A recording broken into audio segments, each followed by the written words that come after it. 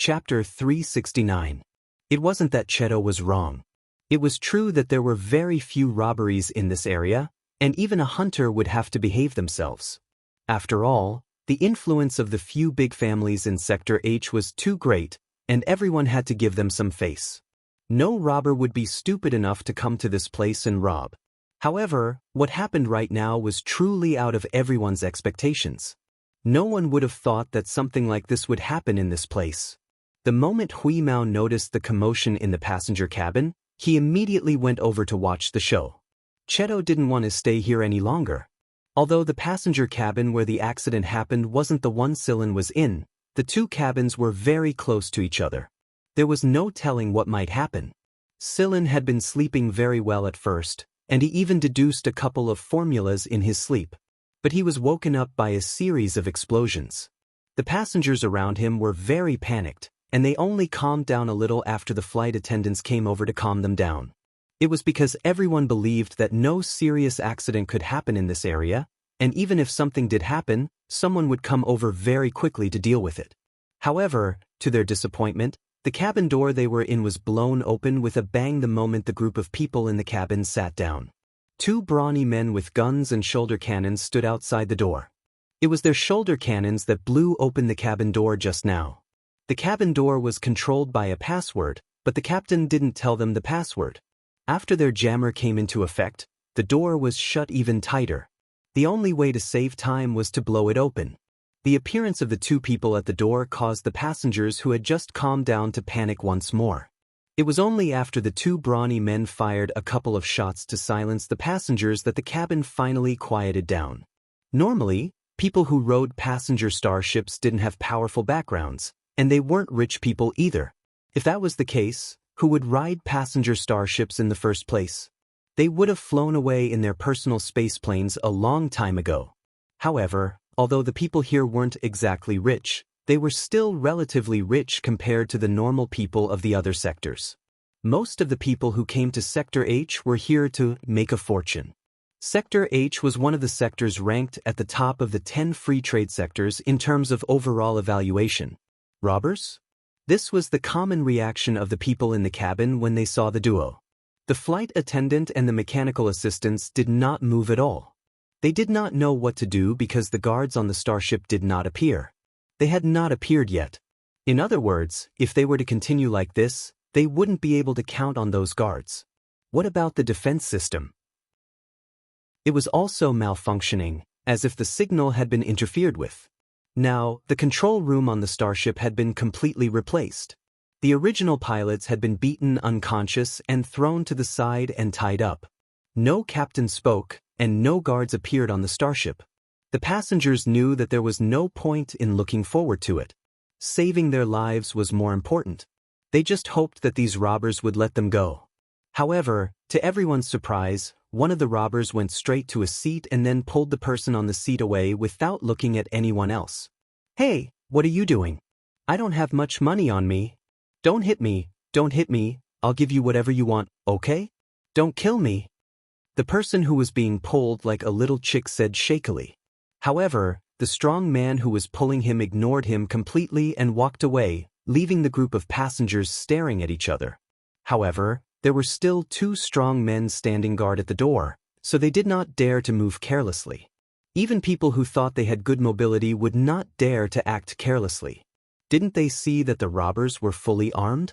2 fists are no match for a cannon barrel. There was an uncle sitting next to Silin. The uncle looked at the two people at the door with trepidation and was about to share his feelings with the people next to him when he realized that there was no one beside him since some time ago. Celine had already hidden himself when the cabin door was blasted open. The seat he had bought was close to the corner, so he didn't have much of a presence. Just now, while everyone's attention was attracted by the explosion, he had already made his move. These people did not look like robbers, but more like violent people. There was not much greed in their eyes, but more disregard for life. In their eyes, these passengers were not even comparable to insects. They were organized and planned violent people. They were definitely not after money. The person who was taken away just now was a doctor. Silin was sure that he was just an ordinary doctor with no special background. Even such a doctor was forcibly taken away. Could it be that these people's target was the doctor on the starship? The fact that they were able to go directly to that seat after coming in showed that these people were very familiar with the information of the passengers on this passenger starship. Sillin used fake information, so he was not afraid that they would find out anything. The person who was being pulled was directly taken to a lounge, which belonged to the main people in charge of this starship. The others would not have such good treatment. There was a person lying on the bed in the lounge, a woman who was almost middle-aged. Because of her injuries, she looked very weak. Her complexion was very bad, and her skin was a little dry and cracked. Even if the person sitting next to her kept using the humidifier to relieve her, it did not help. No matter how beautiful a person was, after being tortured to this state by illness, she would not be much better, at least on the surface. There were two people sitting next to the patient on the bed. One was the person who kept using the humidifier, and the other was fiddling with some medicine. He should also be a doctor.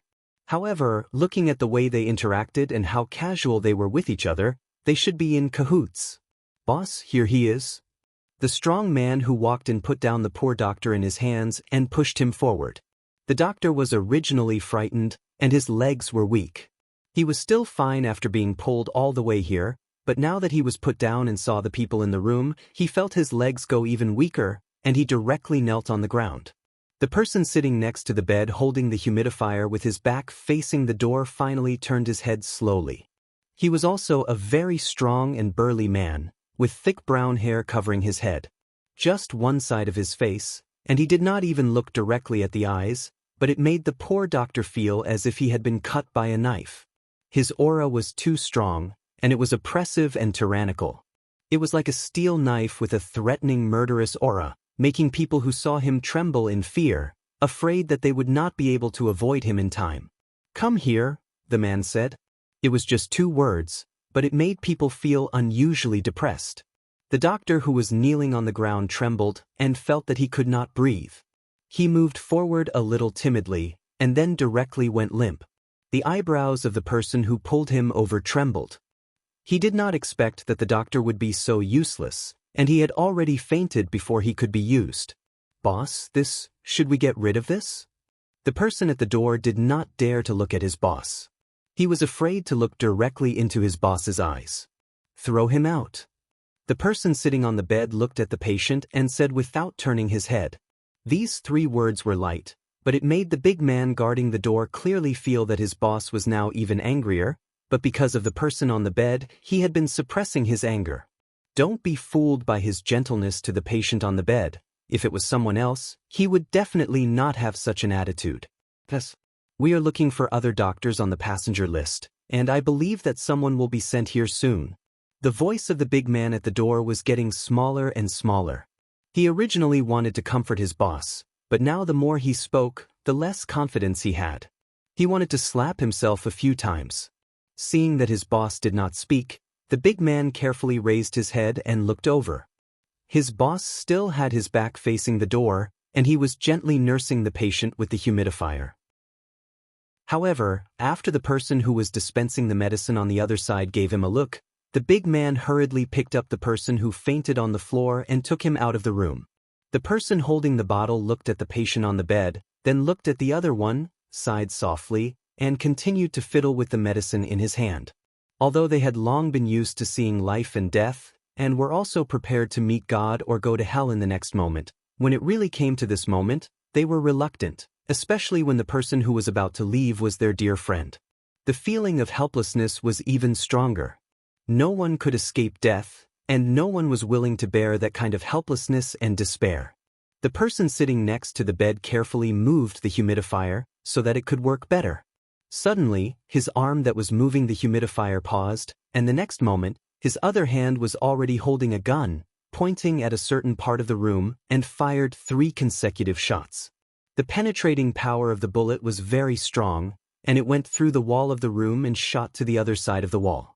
The wall that was left with bullet marks cracked outwards from the bullet holes, turning into debris and falling down. The originally small bullet hole became the size of a fist in less than a breath's time. He raised his hand, raised the gun, and shot, And this series of actions was also completed in an extremely short period of time.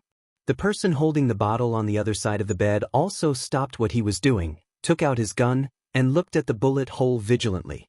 There was someone on the other side of the wall, and it was not one of their people.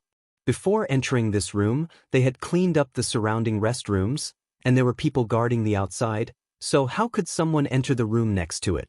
Their own people would definitely not do it, and they knew their boss's temper, so it could only be someone else.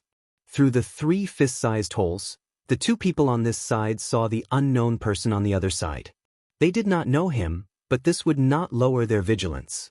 Under the gaze of the 2 people on this side, a finger poked into one of the holes, and then cut to the side, like a knife cutting bread. It looked very easy, and soon, a door-shaped passage was cut.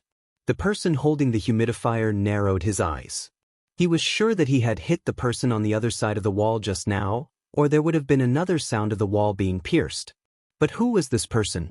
Cheto passed through the wall and walked over, but he did not approach. If he approached recklessly, the other party would become even more hostile towards him, and this was not Cheto's intention. Seeing that the other party did not move or move closer, the person sitting on the bed asked, "Are you from the 6th Corps?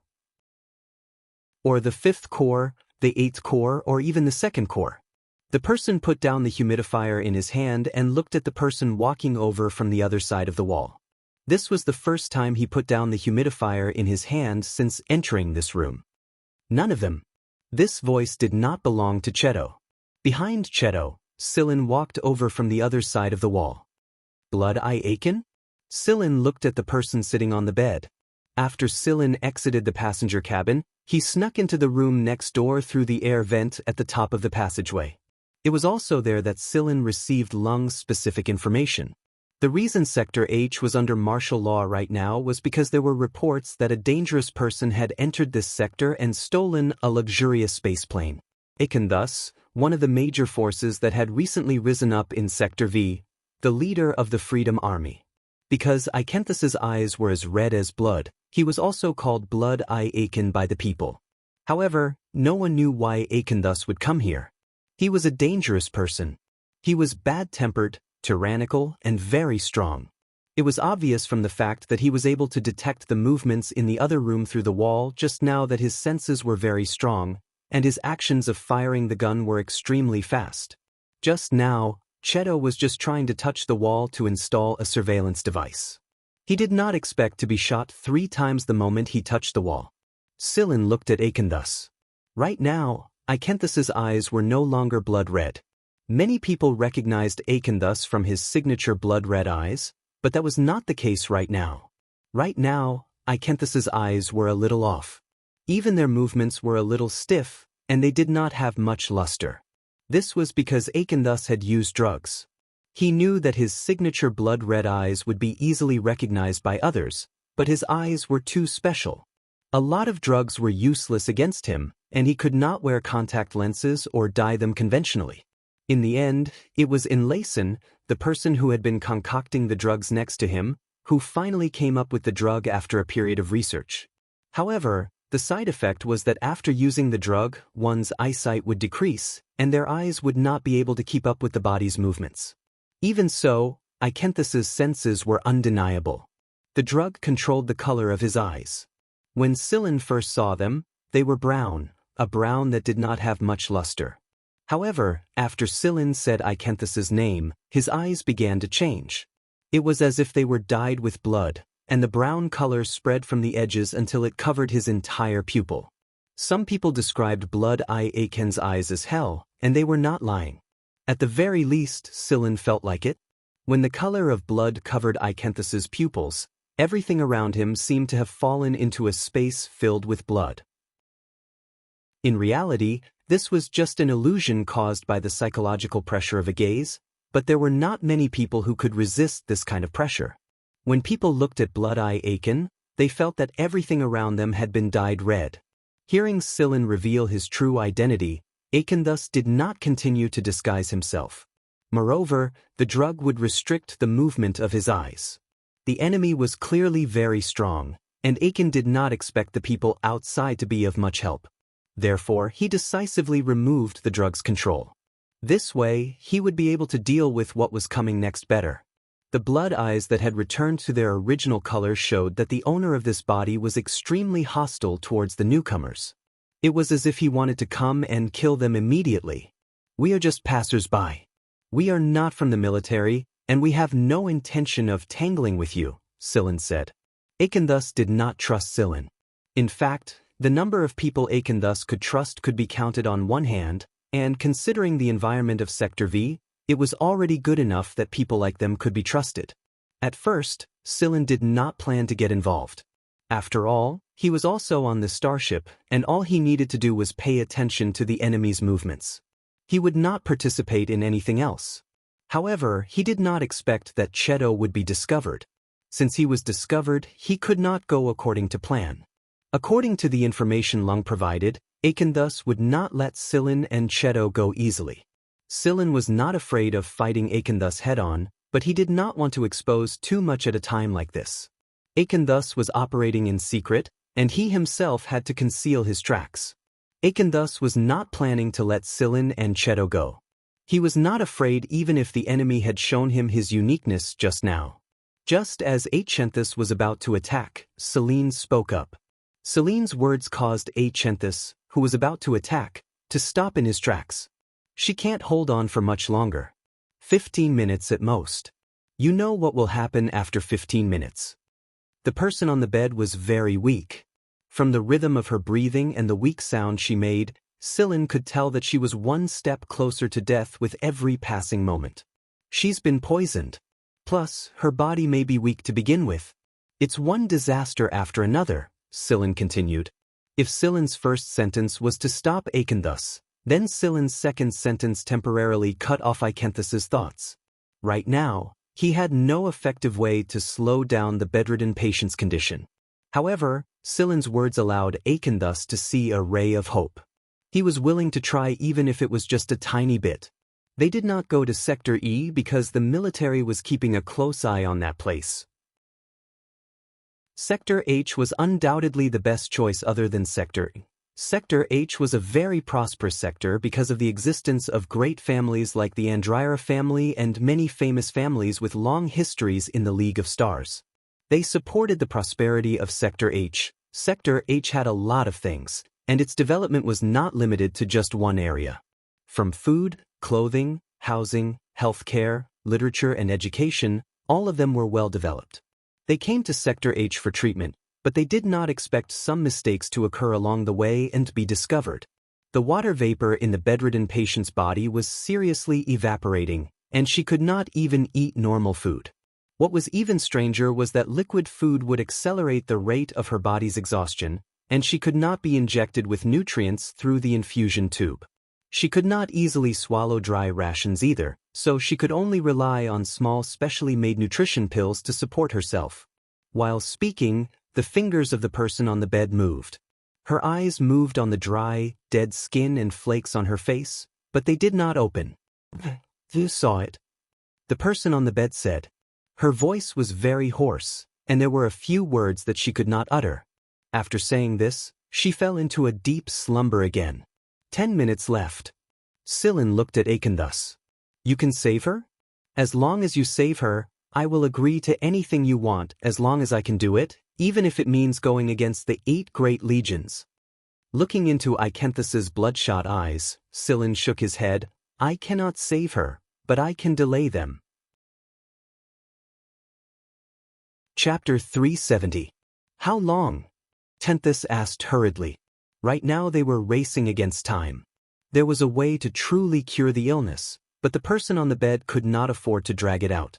They had already used up too much time, and the patient on the bed was almost at his limit.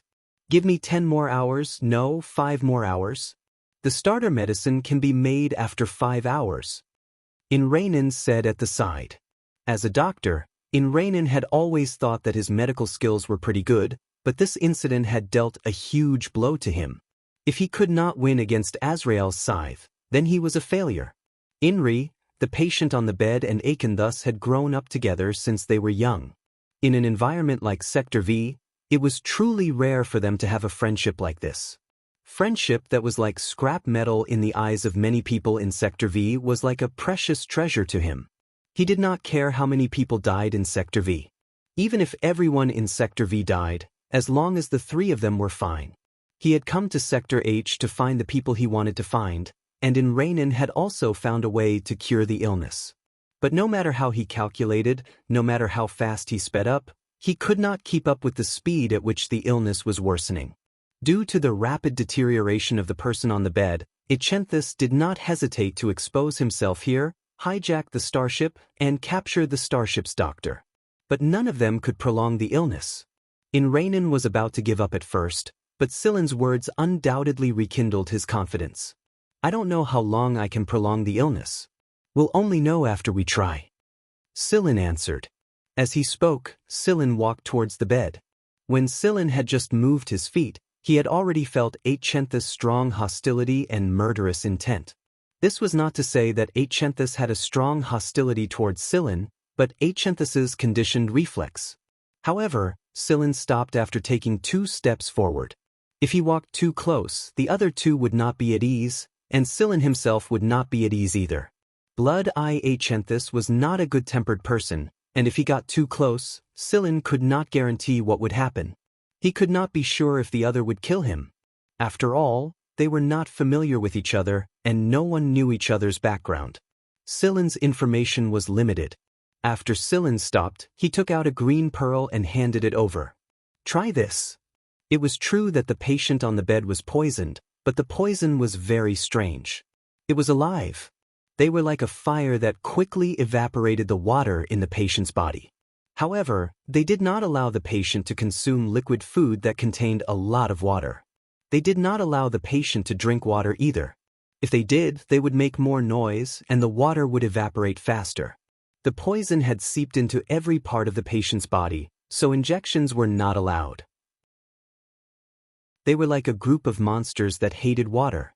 They could not be seen, but they existed everywhere in the patient's body. Since the medicine didn't work, neither did the potions that contained a lot of water. Silen thinks about it and finally chose the green pearls.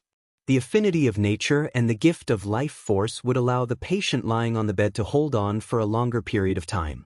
How long she can last will depend on herself. Silen wasn't sure. He didn't know the patient well. For different people, their desire to survive in desperate situations was also different. No one could determine the limit of a person's body's function. Aiken thus took the green pearl from Silen's hand. They had never seen such a pearl before, but the feeling after holding it in his hand ignited Aikenthus's confidence. The life force transmitted from such a little green pearl made Aiken thus have the urge to cry. How do I use it? Aiken thus asked Silen. Before this, he was still skeptical, but if the other party could take out such a precious item, he was definitely not from the military. Put it in her mouth. She won't be able to swallow it, but this green pearl can play a better role, Silen said. Aiken thus did as he was told. After he put the pearl into the patient's mouth, the patient's originally weak and almost non-existent breathing quickly grew a little stronger, and it continued to improve. Although the rate of improvement wasn't fast, it was the first good thing that had happened in so many days. The green pearl Silen gave out wasn't one of the 5 largest pearls he had, but one of the smaller ones. Speaking of which, some of these green pearls were Huemao's property. Right now, the bastard was probably grinding his claws in a corner to vent his anger. After this, Silen would have to buy cat food to appease him. Although the patient on the bed had walked a circle around the line of death, her desire to live was still very strong. Relson passed a bottle of supplementary medicine to Aiken thus. It was a spray medicine that would provide some relief when sprayed on the surface of the patient's body. Using it alone wouldn't have any effect, but when combined with this green pearl, it would at least improve the situation a little. When Aiken thus was spraying the medicine on the patient on the bed, he suddenly stopped and looked at Silen and Cheto. The look in his eyes was very clear. Stay away. Silen didn't say anything. He turned around and walked next door. They would continue their conversation later. Cheto followed Silen back to the room next door. He even closed the wall board he had cut off on the way back. It was as if he was closing a door. After Silin returned to the room next door, Whis jumped out of nowhere and scratched Silin's trousers with its claws in dissatisfaction, producing a few strands of noodles. You should have just killed those bastards. You deal with one, Cheto deal with the other, and leave the small fries outside to me. The three of us can definitely take them out. But how can you give that treasure away? Even if you still have a dozen or so pearls in your hands, every one of them can be sold for a high price. I asked Lung, and he said that the value of the pearl will increase. Hui Mao continued to scratch. The surroundings had been set to silent, so Silin wasn't afraid that the people in the room next door would hear them. Silin twisted the back of Hui Mao's neck hair and brought it in front of him. I didn't say that I would give it to them for free. Hui Mao, who was baring his fangs and brandishing his claws a moment ago, suddenly felt his fur become tame again. Cheto, did you see the tattoo on the back of the patient on the bed just now? Silin asked. I only saw a little. Cheto projected the scene just now. When Akenthus was spraying the medicine on the patient, a little pattern on the patient's shoulder was revealed. Is that a feather? Hui Mao said. Only a little bit of the tattoo was revealed. It looked like the tip of a feather. After that, Akenthus chased Silin and Cheto out of the room. Is there something wrong with that tattoo? Hui Mao curled his tail and suddenly smiled strangely. Don't tell me you guys want to see that woman naked? Silin gave him a slap and said, Is your brain filled with fish poop? Then why are you paying attention to this? Hui Mao flicked his ears. Silin took out a document. It was a document Lung had sent him, and there was a picture in it. There were 3 people in the picture, and they were the 3 current leaders of a great force in Sector V called the Freedom Army. The one in the center was Blood-Eye Aiken, the one on Aiken's right was In Renault, and the one on his left was a masked man wearing a cloak. He was one of the 3 leaders of the Freedom Army, Blue. Blue was very mysterious, and not even the Andryra family had any concrete information about him. The Freedom Army's emblem is a blue bird. I heard that Blue was the one who drew it himself, and it was later confirmed as the Freedom Army's new emblem. Silin read out a paragraph from the information and said, That patient can't be a small fry if he's able to gain Akenthus and In Renault's attention. It's also possible that 2 of the 3 leaders have come out and left one behind to guard the base. However, if the patient has a feather tattoo of a kiss on his back, this made Silin even more suspicious that Blue was the patient lying on the bed. They were truly relieved that all 3 leaders had come out. However, the people of Sector V probably didn't hold much weight in their hearts. 10 minutes later, 2 thumps came from the wall. Cheto deactivated the mute shield and moved the board away again. Let's talk terms, Akenthus said. Right now, Akenthus's anxiety had calmed down a lot. It would seem that the patient was in good condition.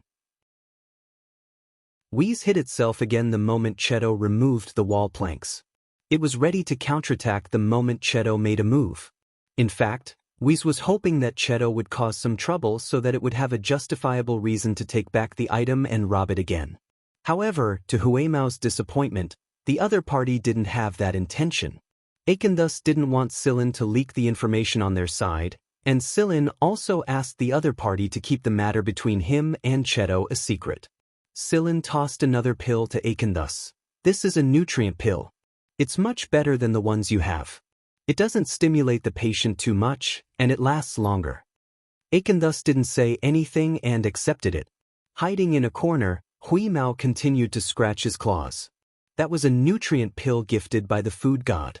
That wastrel Silin had given away something valuable again. Name your price, Akenthus said. I don't need the money. Sector V doesn't have many minerals I need anyway. I don't like owing favors. It can't be helped. I haven't decided yet, so you can owe me for now. Akenthus's bloody eyes stared at Silin and Cheto for a moment. Then he nodded and said, All right, I'll owe you for now. Right now, the Freedom Army wasn't rich, they didn't have many minerals, and they weren't even equipped with advanced weapons. All they had was a bunch of people who weren't afraid of death. After they came to an agreement, Silin asked Akenthus, Where did the news of Osculos's death come from? Back then, Star Rank Hunter Osculos's death had come from the mouth of a violent organization leader at Sector V. However, no one knew who had told him. After that, Sector V fell into chaos, and a new group of rising forces developed extremely quickly. It wasn't long before the people of Sector V began to brazenly unleash their firepower and announced the establishment of the Freedom Alliance. Ikenthus's Freedom Army was an important member of the Freedom Alliance. Scylla hoped to learn some information from Akenthus, but Akenthus himself didn't know. All I know is that a couple of famous leaders leaked news of Asculos's death at the time, and the forces that relied on Asculos began to fight amongst themselves. It was at that time that a lot of new forces began to develop, including us. Akenthus expressed that he couldn't answer Scylla's question. Also, those big shots are all dead. Some died by accident, some were killed by their subordinates or other forces. In short, the big shots who leaked the news are as dead as can be. The first thing Scylla thought of was silencing. How could the big shots who had lived in Sector V for so many years be slaughtered so easily, and not just one of them at that? Although Akenthus knew that something was amiss, the big shots were just unlucky. They seized this opportunity to rise to power, and if they didn't rise, they would have been suppressed, and they would have become cannon fodder. This starship will land on an inconspicuous planet, Galpring said. Akenthus said. This was to tell Scylla that he could leave at that time. However, if you run into some Sector H escorts along the way, then it's hard to say. That won't happen, Scylla answered confidently. You won't run into them. Don't worry and go. However, the premise is the safety of the passengers on the starship. Akenthus was very curious about Scylla's identity. The fact that he could say this with such certainty meant that he was connected to at least one of the big families in Sector H. Even so, his relationship wasn't shallow. Even so, he still had to hide his identity. Who on earth was he? Akenthus fulfilled his promise and ordered his subordinates to stop attacking the passengers. Of course, the disobedient passengers couldn't blame them. The passenger starship landed on an inconspicuous little planet. Normally, passenger starships wouldn't enter a planet. The arrival of this starship caused a lot of people on the planet to panic. After the starship stopped, the passengers inside the starship also swarmed out to escape. Akenthus and his men took advantage of the chaos to disappear. Scylla did the same. There was already a space plane parked on the other side of the planet. It wasn't big, and it didn't look too eye-catching. After Scylla walked closer, the space plane's hatch opened and revealed a metal head. Long time no see. You're finally back. The blue bars on Moon's face narrowed. Lying on Cheto's shoulder, Huimao looked listless. After responding to Moon listlessly, he buried his head and sighed again. Moon looked at Scylla. This fat cat usually lay on Scylla's shoulder. Why was he lying on Cheto's shoulder and pointing his butt at Scylla? Throwing a tantrum again? Sigh, why did he say, again? However, since Moon knew Huimao better than Huimao, he wasn't worried that Huimao would keep throwing a tantrum. Wheeze, I brought you something. Moon took out a bag of fish biscuits. It's a new variety. The taste has improved. The listless Huimao's ears perked up and his spirits rose. You've released a new flavor so soon? Shouldn't we wait for a while longer to hit the market? The gray cat nimbly bit open the packaging and started eating. This isn't on the market yet, Moon replied. Scylla looked puzzled. Did Food King look for you? When we went to a trading center close to Sector S, Food King came looking for us. He recognized your double immediately, but he didn't expose you. He even put on an act. Did he say anything? He told you to contact him after you returned. He said it wasn't urgent, and it wasn't about the people at Sector S. Moon boarded the space plane and left the planet. As for the passengers on the planet, someone would come and take care of them very soon. While Moon was piloting the space plane and listening to Huimao talk about Sea Paradise, Scylla was thinking about what Food King Hara wanted. If it was about Genya, he shouldn't have come looking for him right now. The passage wasn't guaranteed yet, and Scylla had no intention of returning to the Mist Bodhisattva Empire right now. The 11th Squad had completed their mission and was staying at the base. When Scylla returned, they were training. They were planning to continue their mission, but Scylla told them to return to the base first. Mo Heng was very happy that Scylla was able to return safely. Of course, he was happy because Scylla had returned safely. Secondly, he was happy because Sillin had brought back a batch of rare ores. These ores could be used to refine several kinds of alloys suitable for space fighters, and they were all high-quality materials. He ordered the robots to drag the ores away while he went into the workshop to study the ores. Sillin returned to his room and contacted Food King. "Long time no see, kid." Food King was still the same old Food King. The fat on his face was almost piled up. "Did you get fatter again?" Sillin teased. Food King touched the fat on his face and sighed. "Just something bothersome." Food King liked to eat whenever he was in a bad mood, but he also liked to express it when he was happy. "What bothersome? Your companies are doing pretty well right now. The League of Stars might be a mess, but your business hasn't." "It's not business, Sillin. This is why I called you. You know the Robert family, right? The Robert family? The family that owns the Robot Kingdom? That's them. I received some news not long ago that they're probably going to attack some of the hunters. I don't think the 4 great hunters will encounter such a situation, since the Robert family has no reason to offend them. Still, it's always good to be on guard." "I understand. Thank you for the reminder." "It's nothing. I'm just feeling a bit annoyed. That's one of the reasons I'm reminding you to be prepared, because it concerns you hunters." "What else?" "There's no need to tell you the details. It's my own problem, so I work hard." "All right, Sillin, I'm planning to expand the trade zone. What do you think about building a trade zone in Sector V?" If it was anyone else, there was no way they would want to build a trade zone in Sector V, especially one related to food. That being said, Sector V was a big pancake, a pancake coated with chili peppers. It all depended on one's appetite. "You want to go?" "I have an idea. I've done some research, but I haven't decided on a partner yet. Do you have any suggestions? I want to know what you hunters think about the other side." Sillin thinks for a moment. "Let me recommend someone to you." "Who?" "Blood Eye Aiken of the Free Army." After the call with Food King, Sillin went to find Shikai, who was busy at the workshop. "Robot Kingdom?" Shikai frowned. How dare he use this title?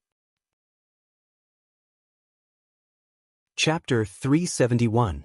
Sillin told Shikai about the Robert family, and as expected, Shikai disdained the Robert family's Robot Kingdom very much. He even went to Yudi and asked for some information about the Robert family, including the robots and semi-biological weapons they produced. Where did they get the courage to give themselves such a title? Shikai asked while staring at a robot on the screen. The screen in front of Shikai was displaying a robot that looked similar to a human. It looked similar to the 4th and 5th generation robots Sillin and the others had seen before. Many people didn't know much about robots, but they couldn't deny that the Robert family's robots were amazing. They were just like real people. They could throw tantrums, comfort people like friends, and turn into well-trained soldiers to carry out their master's orders. Of course, that was only true for laymen. Shikai had studied the origin robots for many years. The Shi family of the Mist Bodhisattva Empire had researched the origin robots generation after generation. They knew all too well which ones were artificial implants, and which ones were special types like Moon and the others. A single glance was all it took for Shikai to see the difference. Forget identifying them with his own eyes, Shikai could tell which were humans and which were robots just by looking at the image on the light screen. If it was Cheto, Shikai might not necessarily be able to identify him. That was the difference. In Shikai's own words, these inferior goods couldn't interfere with his judgment. However, Sillin didn't have much information on him, and Yudi and the others hadn't collected much useful information. That was why Sillin asked Shihuajing and Lung to look into the Robert family's recent movements. They had heard of the Robert family's recent movements, but they didn't know much about them. Although they didn't give Sillin much information, Lung and Shihuajing did give Sillin some information about the Robert family in the past 2 years. The large-scale robot mutiny at Robert Frenz's place had dealt a huge blow to the Robert family. Back then, Robert Frenz had given Sillin the impression that he was a stubborn and obsessive man who forced himself to believe a lie even though he knew it was all a lie. The Robert family had the right to be arrogant in the League of Stars, but too much arrogance and confidence had led them to overlook a lot of things. Due to the influence of the robot mutiny, The Robert family had undergone many changes in the past 2 years. From the information Sillin obtained, even though the new models of robots didn't develop in the direction that Shikai hoped for, if they were placed on the battlefield, their offensive power would definitely be much greater. Their weapon configuration, material structure, and liquid core nuclear brain were further upgraded, allowing them to be as stable as the first generation while improving their combat power. At least until now, there hadn't been a single case of a robot mutiny. Shikai admitted that the robots in the new data had improved a lot, but that was not the type that Shikai liked, so Shikai did not focus on them. Shikai's confidence had skyrocketed ever since he created the X-Series robot and obtained a new robot named X7 that had a free attribute. X7's appearance rate was less than 1 in 1,000, and the accidental change in the program had given Shikai a lot of hints. He had been busy with his new plan, and it was because of this that his consumption of materials had skyrocketed. Moreover, he was building space fighters for the 11th Squad, so he couldn't use some of the materials he needed. Shikai hadn't run into a situation like this many times in the past. He had everything planned out, only to find that he was running out of materials. It made him so anxious that he was pulling his hair out. This wouldn't have happened in the Mist Bodhisattva Empire. The Shi family had been accumulating materials in the Empire for a very long time, and they had Black Viper's people and a robot army to help them sort through the materials. Why would they ever run out of basic materials? He had everything he needed except for the fact that he couldn't create the original robots. However, the League of Stars wasn't the Mist Bodhisattva Empire, so Shikai couldn't come up with any good ideas. Therefore, he told Sillin about the situation and asked Sillin for help. After leaving Shikai's workshop, Sillin was thinking about what Shikai had told him. Shikai didn't have the materials, so his plan couldn't be carried out, and he couldn't build a new batch of robots. For the sake of his plan, Shikai had even sent some of the robots he thought to be failures back to the furnace. Moon had ignored Shikai this whole time. Shikai had complained more than once, but neither Moon nor Sigma had ignored him. It was probably because he had no other choice that he finally told Celine about it. After leaving Shikai's workshop, Sillin walked into Shi Tang's workshop. Shi Tang had been busy with the tunnel all this time. "How's it going?" Sillin asked. "It's much more stable now, but we still can't confirm if there are multiple targets." Shi Tang showed Sillin the results of his recent research. Last time, Sillin was able to return to the League of Stars from the Mist Bodhisattva Empire with the help of the Black Box and a few related tools. However, some of the data he obtained during the process indicated that the Black Box wasn't as effective as it used to be, perhaps because it was too old. Moreover, something had happened to the Black Box after Sillin and the others were transported to the League of Stars. Moon had fixed the Black Box after that, but it still couldn't return to its original state. It's fine if there's only one space fortress like the one we came with. But if the flying object is a bit bigger, or if there are multiple targets at once, I'm afraid we won't be able to succeed, Shi Tang said. Shi Tang felt a little guilty about this. After all, the results of his research were far too limited. "What's this?" Celine pointed at a rough line diagram Shi Tang had drawn on a map. "Oh, I almost forgot about it." Shi Tang looked a little spirited at the mention of this. "I've calculated the best passage point in the League of Stars, and it's true that the best passage point is where we came from. But that was in the past. If we exclude the influence of the planet that's loaded with a lot of instruments, and add in the slight changes in the overall magnetic field of Sector Z, I've calculated the best passage point based on the Black Box's current condition, and the result is, this is it." Shi Tang spread out a part of the star map for Sillin to see and pointed at the marked point. After seeing that point, Celine was also very happy. This was because the location of that point was very close to their current base, and it was also a relatively remote and barren place. The surroundings were surrounded by planets with a rank D habitability. No one would go there, and it was not eye-catching. This was good news for Sillin, who was planning a trip back to the Mist Bodhisattva Empire. The original best passage point had already attracted a lot of attention. If Sillin was planning a trip back to the Mist Bodhisattva Empire, it would be best if he avoided those people. He didn't want to get himself into trouble in the current environment of the League of Stars. However, Sigma did mention that most of the instruments on the planet where the passage point was located had been destroyed, so there was no need to pay attention to the black box. Now that Shi Tang had calculated a new passage point, it looked like it was time to go there again. If the black box could be restored to its original state 1,000 years ago, then there would be no need for Sillin to search for the best passage point to increase his security. Sillin still hoped that the black box could be perfected in the future, or perhaps he could create another black box. Sillin had studied the black box before. There were a lot of traps left behind by the Shi family back then, so Sillin had to postpone his wish to duplicate the black box. With Shi Kai and Shi Mu's help, he should be able to do it in the future, right? When the time came, he wouldn't need to calculate the best passage point anymore. The Robert family was working with the military, but Sillin didn't know which military corps they were working with. He didn't know for sure which military corps they were working with, but he did know that the Robert family had created a batch of upgraded robots for combat and a large number of semi-biological mechanical weapons. Their first test subjects were the Hunter Regiment. The first Hunter regiments wouldn't be the 4 great Hunter regiments, but the smaller ones with weaker foundations. No one would remain stagnant. While you were improving, others were also working hard. No one could predict what would happen in the end. Food King Hara said that it was never wrong to be prepared. No one could guarantee that they wouldn't turn their guns on you the next moment. Part of the reason why Sillin planned to visit the Mist Bodhisattva Empire was because of Shi Mu's materials. Another reason was because you, Sigma, and Sillin had always wanted to visit the Mist Bodhisattva Empire. But who should I bring with me? After he left Shi Tang's workshop, he went to check on Tico. She was currently teaching Sha Ro and Kong Lujia some medical knowledge, and it had been going on for a long time now. She was very happy to have 2 helpers to help her. A fleet with only 1 doctor wasn't very secure. If a large-scale battle broke out, Tico wouldn't be able to take care of everything on her own. Medics were limited, so it was better to rely on a human.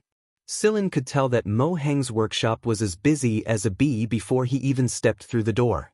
Carrie, Xiao Shang, Mogaz, and the others were all helping Mo Heng out. They hung around Mo Heng's workshop every day just so that they could own a fighter of their own. Right now, all of them were trying their best to show their sincerity and help Mo Heng build a space fighter.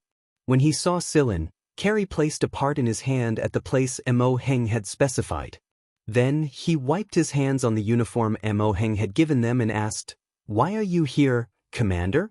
We're not doing any missions for the time being, are we?" "You guys seem to be very busy," Sillin said after glancing at the workshop. Carrie chuckled. "Isn't it to leave a good impression on Academician Mo? All right then, you guys continue to help out. There won't be any quests for a long time to come." That's for the best." Xiao Shang, Ba Dao, and the others also let out a sigh of relief. As long as they didn't have to go on missions, they would be able to work until the new fighter jet was built. How satisfying would that be? However, they didn't know that they had missed a chance to go to an unfamiliar star system outside the League of Stars. Elsewhere in the base, Mao was fighting Shu Sag, and Chifeng was teaching Tesoro how to use his claws better. Everyone seemed to be very busy with their own plans. Even when there were no missions, they didn't idle around. Sillin told Shikai about his decision to go to the Mist Bodhisattva Empire, and Shikai was very happy to hear that. He was planning how many materials he could bring back after he returned. The Shi family was a special family in the Mist Bodhisattva Empire, but it was also because of this that Shikai was restricted in certain areas. Even when it came to making robots, Shikai couldn't let go. However, things were different in the League of Stars. He had a lot of freedom. Shi Mu said that he was going to visit the Mist Bodhisattva Empire no matter what. He wanted to see the Shi family branch's development, explore the environment of the other galaxy, and learn about all the new technology there was. Hui Mao was very happy. He missed both sides.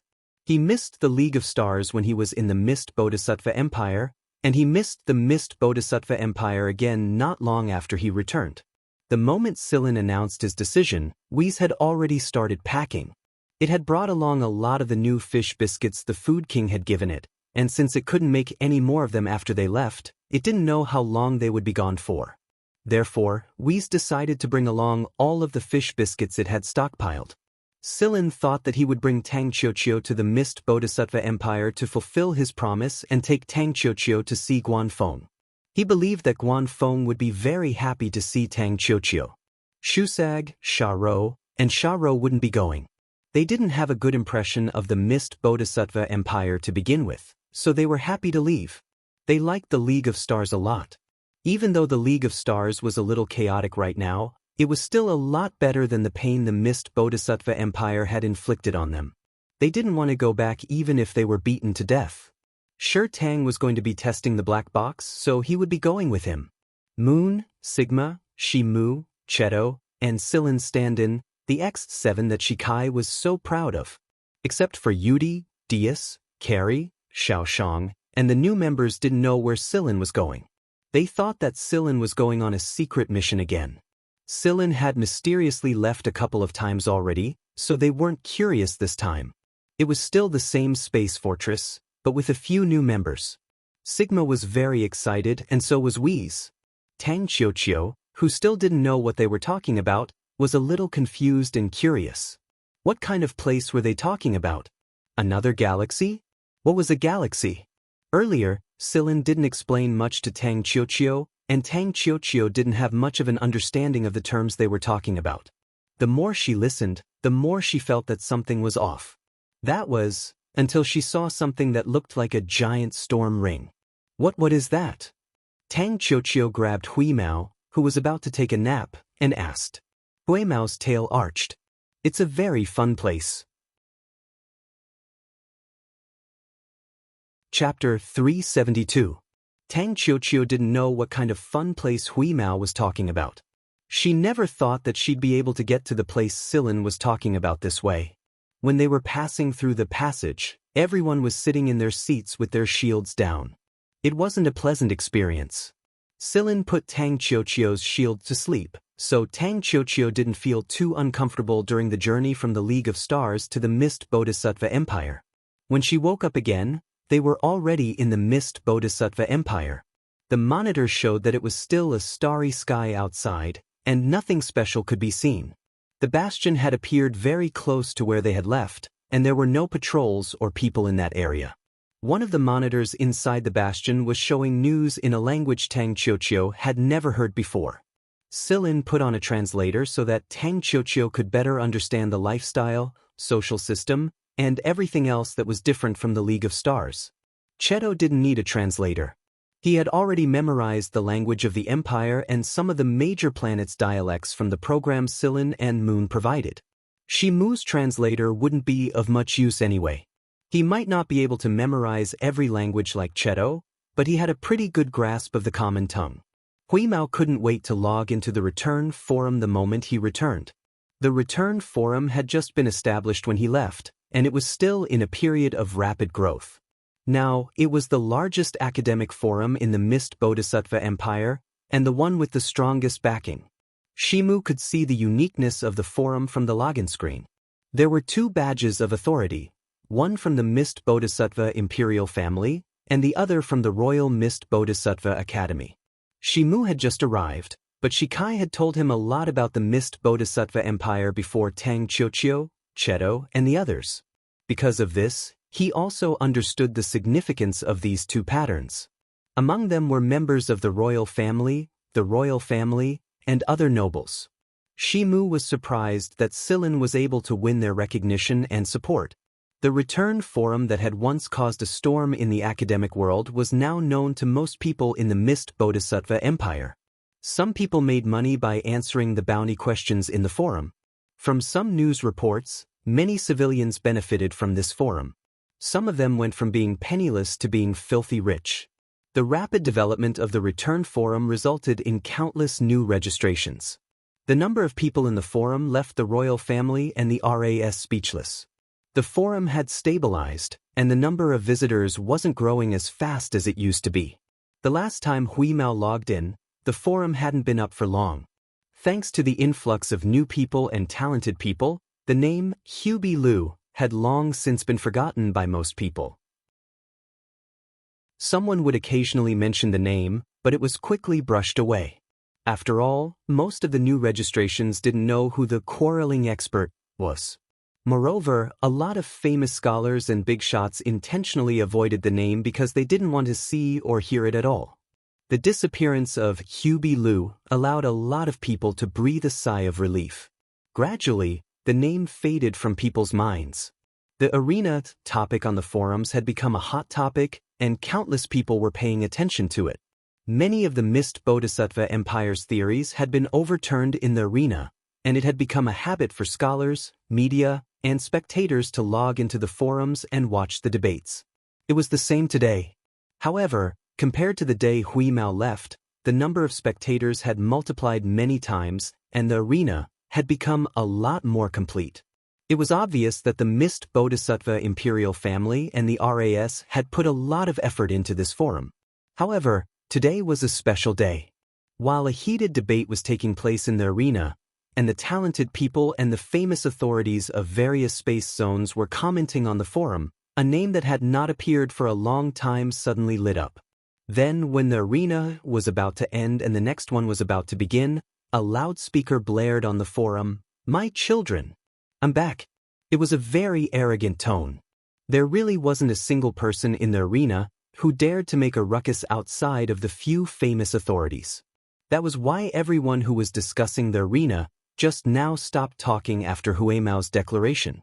Some curious people wanted to see who this arrogant guy was, but they soon discovered that the arena's hegemon status was level 0. This time, some people started howling. "You're just level 0, my ass." A bunch of people started criticizing Hubie Liu one after another. However, some people soon noticed that the celebrities who had been chatting just a moment ago had all fallen silent. In the end, an old user revealed Hubie Liu's glorious past. The forum erupted once more. Sitting in front of the Battlestar Alliance's microcomputer, Hui Mao shook his beard in annoyance. "I can't believe there's a hegemon level. Holy shit, I won so many battles when the forum was first created, but I didn't even get a single hegemon level." The winner of a debate in the arena would get a hegemon badge, and the number of battles they participated in and the number of wins and losses would be calculated accordingly to their hegemon level. However, it was set up later on when the arena system was perfected, and the overlord rank of the arena had also been implemented since then. Whis had left with Silin before that, so it must not have been able to fish out a rank yet. After Hui Mao logged in, Moon entered the forum as well. Sigma, Cheto, and Shimu were also registered in the return. In just one day, a few troublesome characters appeared on the return forum, and a lot of people fainted from anger. Tang Qiuqiu couldn't understand what Whis and the others were talking about, and she didn't know much about academics either. She had never been to school, and she didn't want to go to school either. Uninterested, she took Silin's Purgatory Thunder Snake and went to the training room to practice. The first destination Battlestar Alliance visited was Shikai's electronic planet. Mu, Moon, and Sigma would stay with Shikai for the time being.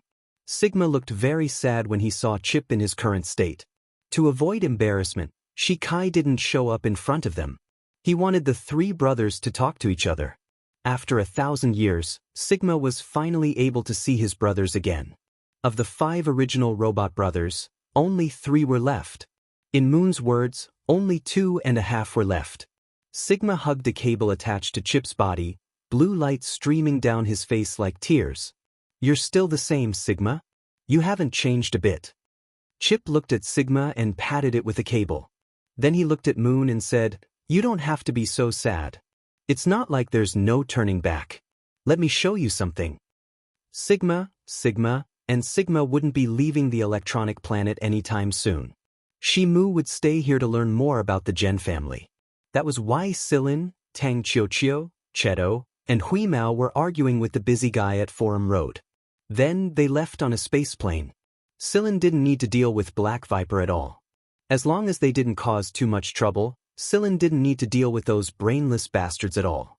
After leaving Shikai's electronic planet, Silin's first destination was the Imperial capital. There were some things he wanted to discuss with Genshin and Angenia.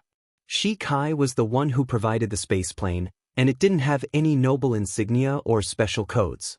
After Sillin inputted some information, the spaceplane was able to travel unimpeded across many star realms. Tang Qiuqiu was very unfamiliar with this galaxy, and she was also very curious about it. To think that such a large galaxy was actually an empire, unlike the gel where there were many different forces. However, Tang Qiuqiu was very dissatisfied with the system of the nobles. She did not like the way they looked at her with superiority. Of course, to Tang Qiuqiu herself, anyone could become a sniper target, whether they were nobles or commoners. There were many patrolling fleets and guards at the edge of the Imperial Star System. Most people who came to the Imperial Star System had to enter through a designated entrance, but some special nobles in the Imperial capital had other entrances. Sillin also entered through another entrance, which belonged to the Fudge royal family, the Gen family. Those who entered and exited were all people related to the Gen family, and the spaceplanes and starships that came and went all had the royal family's insignia on them. Sillin's spaceplane stood out among these extravagant spaceplanes, and the patrolling fleets couldn't ignore it even if they wanted to. Who's that? It's a commoner's spaceplane, isn't it? Guards! What's with that spaceplane? The nobles who saw Sillin's spaceplane all began to make a ruckus. It was embarrassing to see a spaceplane without any noble insignia in the exclusive passage of the nobles, and it was such a shabby spaceplane at that. However, what surprised these people was that not only did the patrolling fleets not stop the spaceplane, they even opened up a path for it to fly in unimpeded. Some dissatisfied people had their servants drive the spaceplane over to stop it, but who knew that the patrolling fleets would turn around and stop them instead. Some people with brains knew that something was wrong, so they quickly held back and stopped making a ruckus. However, the brainless ones were still clamoring to complain and remove the patrolling fleet captain from his position. The patrolling fleet captain didn't reply to them at all. Listening to the righteous threats coming from the communicator, the patrolling fleet captain pursed his lips. Go ahead and complain, you'll be the ones to suffer. Who would dare stop the spaceplane with a direct order from King Fuji and the previous King Fuji? Sillin flew past the extravagant spaceplanes, heading straight for Genya's planet. Once King Fuji's order was issued, it would definitely be recorded on the other side. Every order corresponded to a specific person, so after Sillin took out the order, Genya quickly received the news.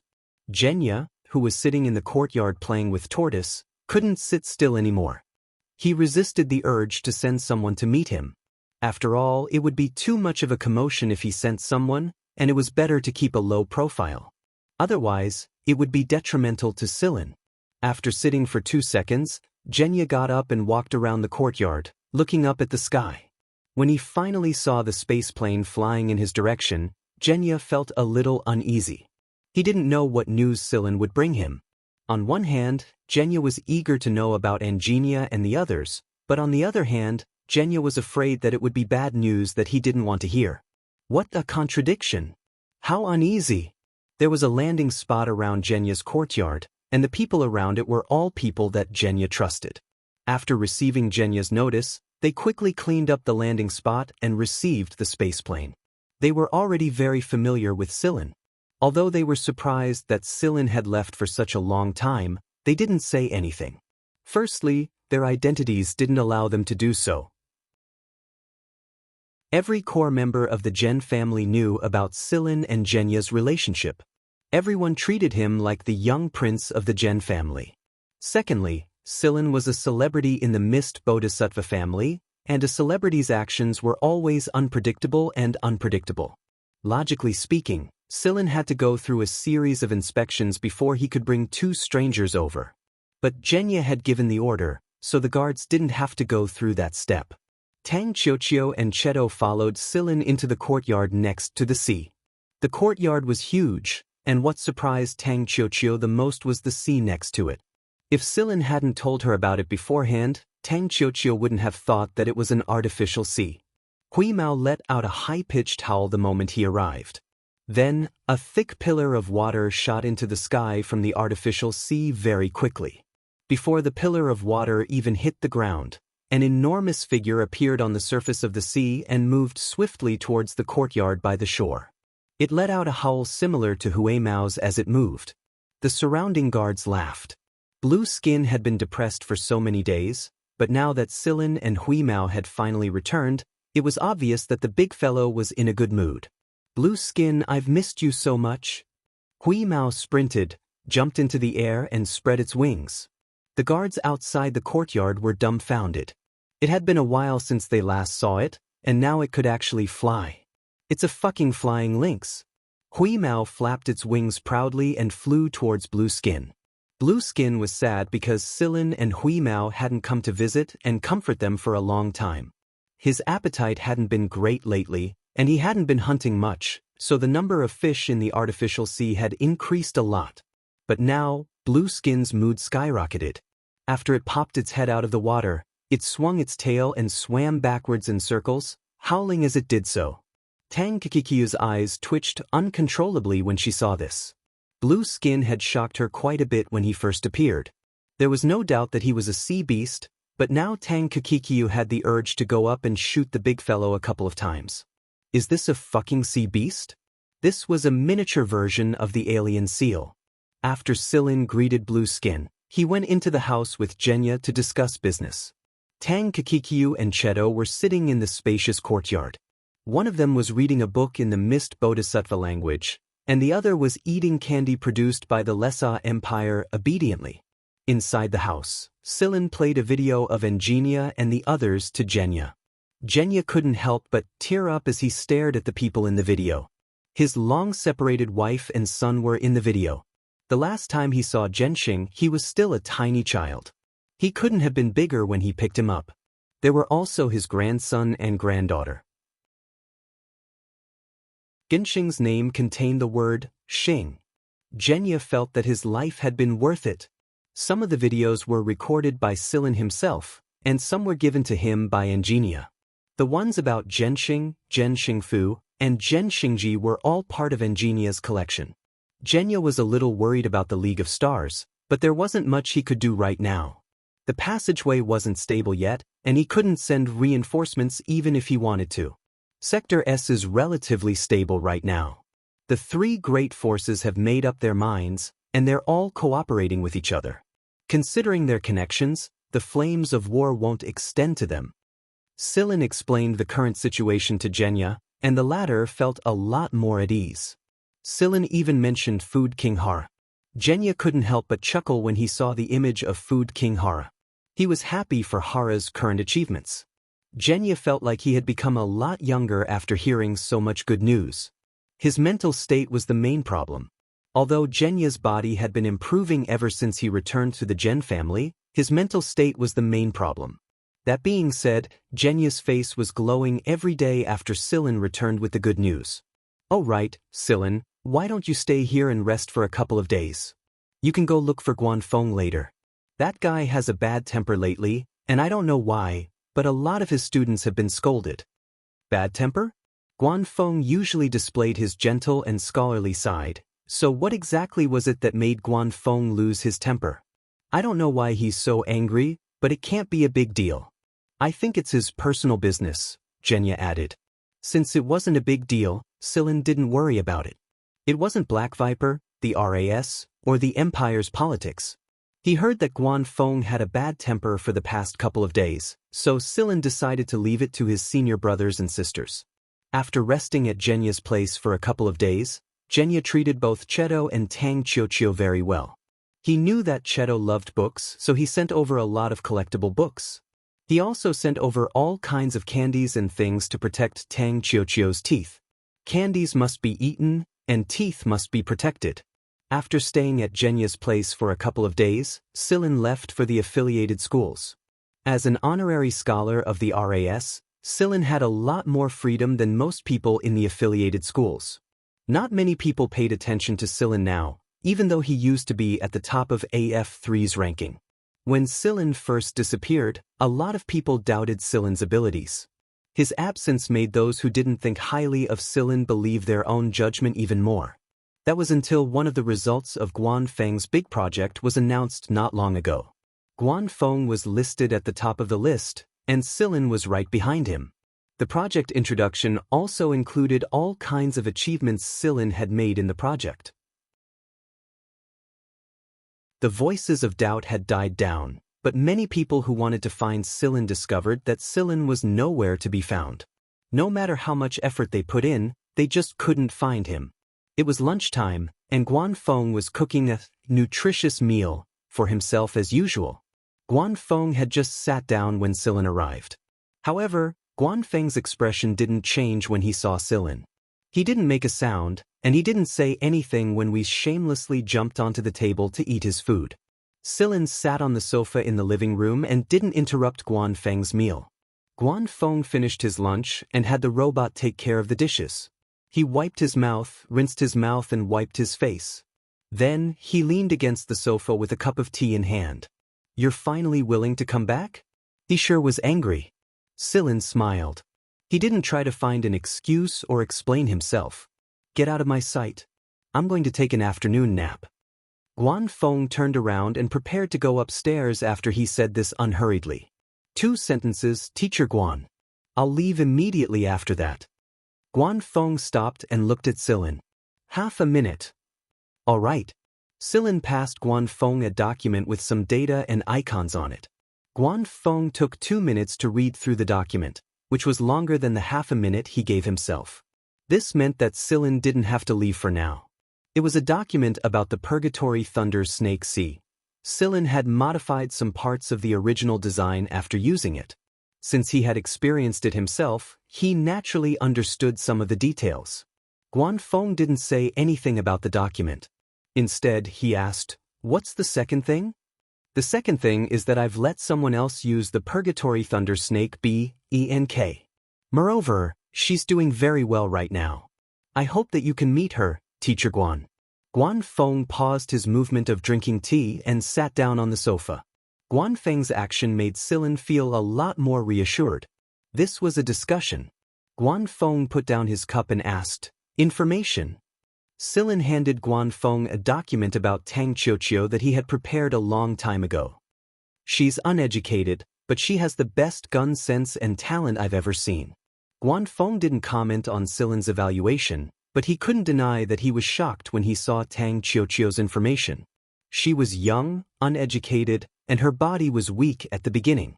But all of that was wiped out by the shooting data later on. Why was Guanfeng so angry recently? It was because he couldn't find a second person who was suitable to use the S-gun other than Silin. Goryo, Pastura, and Fu Qingqing were all applying to use the Purgatory Thunder Snake S-gun. Goryo's gun model had changed from E to K, and he thought that he had mastered K as well. He wanted to apply to use the S-gun just like his senior brothers and sisters. However, they were all scolded away by Guanfeng. Some people even came over to plead for mercy, and Guanfeng didn't hold back. That was how his temper came to be. Recently, Guanfeng was wondering if he should go out and find more suitable people to train. He didn't like anyone in the affiliated school, and they were all arrogant bastards. He wouldn't even spare them a glance, much less a Purgatory Thunder Snake. However, Guanfeng stared at the document in his hand and pondered. Cheto and Tang Qiuqiu were waiting in the flying car outside Guanfeng's apartment. Guanfeng didn't allow strangers inside. The moment Tang Qiuqiu put a candy in her mouth, Silin told Tang Qiuqiu to come in through the communicator. Tang Qiuqiu grabbed the candy bag and touched the barrel out of habit. She suddenly remembered that the barrel was at the League of Stars' building, and that she had come with the Purgatory Thunder Snake Silin had given her. However, Silin had put away the Purgatory Thunder Snake, so she didn't have a gun with her. Plus, guns weren't allowed in the affiliated school. Tang Qiuqiu was a little uncomfortable without a gun, so she was a little uneasy. It was only when she saw Silin after she walked through the door that Tang Qiuqiu's uneasiness eased a little. Sitting down next to Silin, Tang Qiuqiu examined Guanfeng from head to toe. "Is this the person who set up the Purgatory Thunder Snake?" While Tang Qiuqiu was examining Guanfeng was examining Tang Qiuqiu as well. He could see a bit of uneasiness in Tang Qiuqiu's eyes, but nothing else. She was a very pure person. Guanfeng gave her a good impression in his mind. "Are you feeling uneasy?" Guanfeng asked. Yes, Tang Qiuqiu admitted openly. Moreover, with Silin around, Tang Qiuqiu wasn't afraid of anything happening. She was a lot calmer. Why? I don't have a gun. Guanfeng let out a rare chuckle at Tang Qiuqiu's answer. It was the first time Guanfeng had laughed in so many days. Come with me. Guanfeng rose to his feet and led Silin and Tang Qiuqiu to the shooting room. Guanfeng's shooting room was the best one Tang Qiuqiu had ever seen in her life. Everything inside the room was of high quality, and the protective gear was of excellent craftsmanship. Guanfeng pressed a button, and the wall split down the middle to reveal a shelf. Guanfeng took out a box from one of the shelves. He opened the box and found a pile of gun parts inside. There was a Purgatory Thunder snake pattern on the box. Guanfeng quickly assembled the parts into a gun with a wave of his hand. Tang Qiuqiu recognized the gun, and Silin had one as well. It was a Purgatory Thunder Snake K. Guanfeng passed the assembled Purgatory Thunder Snake K to Tang Qiuqiu. Try it. Tang Qiuqiu shot Silin a glance and accepted the gun under Silin's encouraging gaze. Guanfeng was the one who controlled the target, so Tang Qiuqiu didn't know where the target would come from, how big it was, or how fast it would be. Are you ready? Guanfeng rarely asked this question. He usually didn't ask this question when he was testing his students. He always started straight away. No. Tang Qiuqiu walked to the side and put on the protective gear on the shelf. Then she stood at the shooting point. I'm ready, Tang Qiuqiu said. Guanfeng's students didn't wear protective gear during the shooting test unless Guanfeng requested it. Tang Qiuqiu was the first one to do so. Guanfeng didn't say anything when Tang Qiuqiu put on the protective gear. He turned on the control switch. The image inside the room changed, and it looked like Tang Qiuqiu was standing in a forest full of trees. Whoosh! A green object that looked almost the same color as the surrounding scenery flew out. Bang! Tang Qiuqiu fired the first shot. Then, the targets appeared one after another. Tang Qiuqiu fired again and again. Her movements were a bit jerky at first, but now she was very familiar with them. With Tang Qiuqiu's stamina, there was almost no time for her to aim. Seeing that Tang Qiuqiu was in the zone, Silin pulled over a chair and sat down. He believed that Tang Qiuqiu would give Guanfeng a pleasant surprise.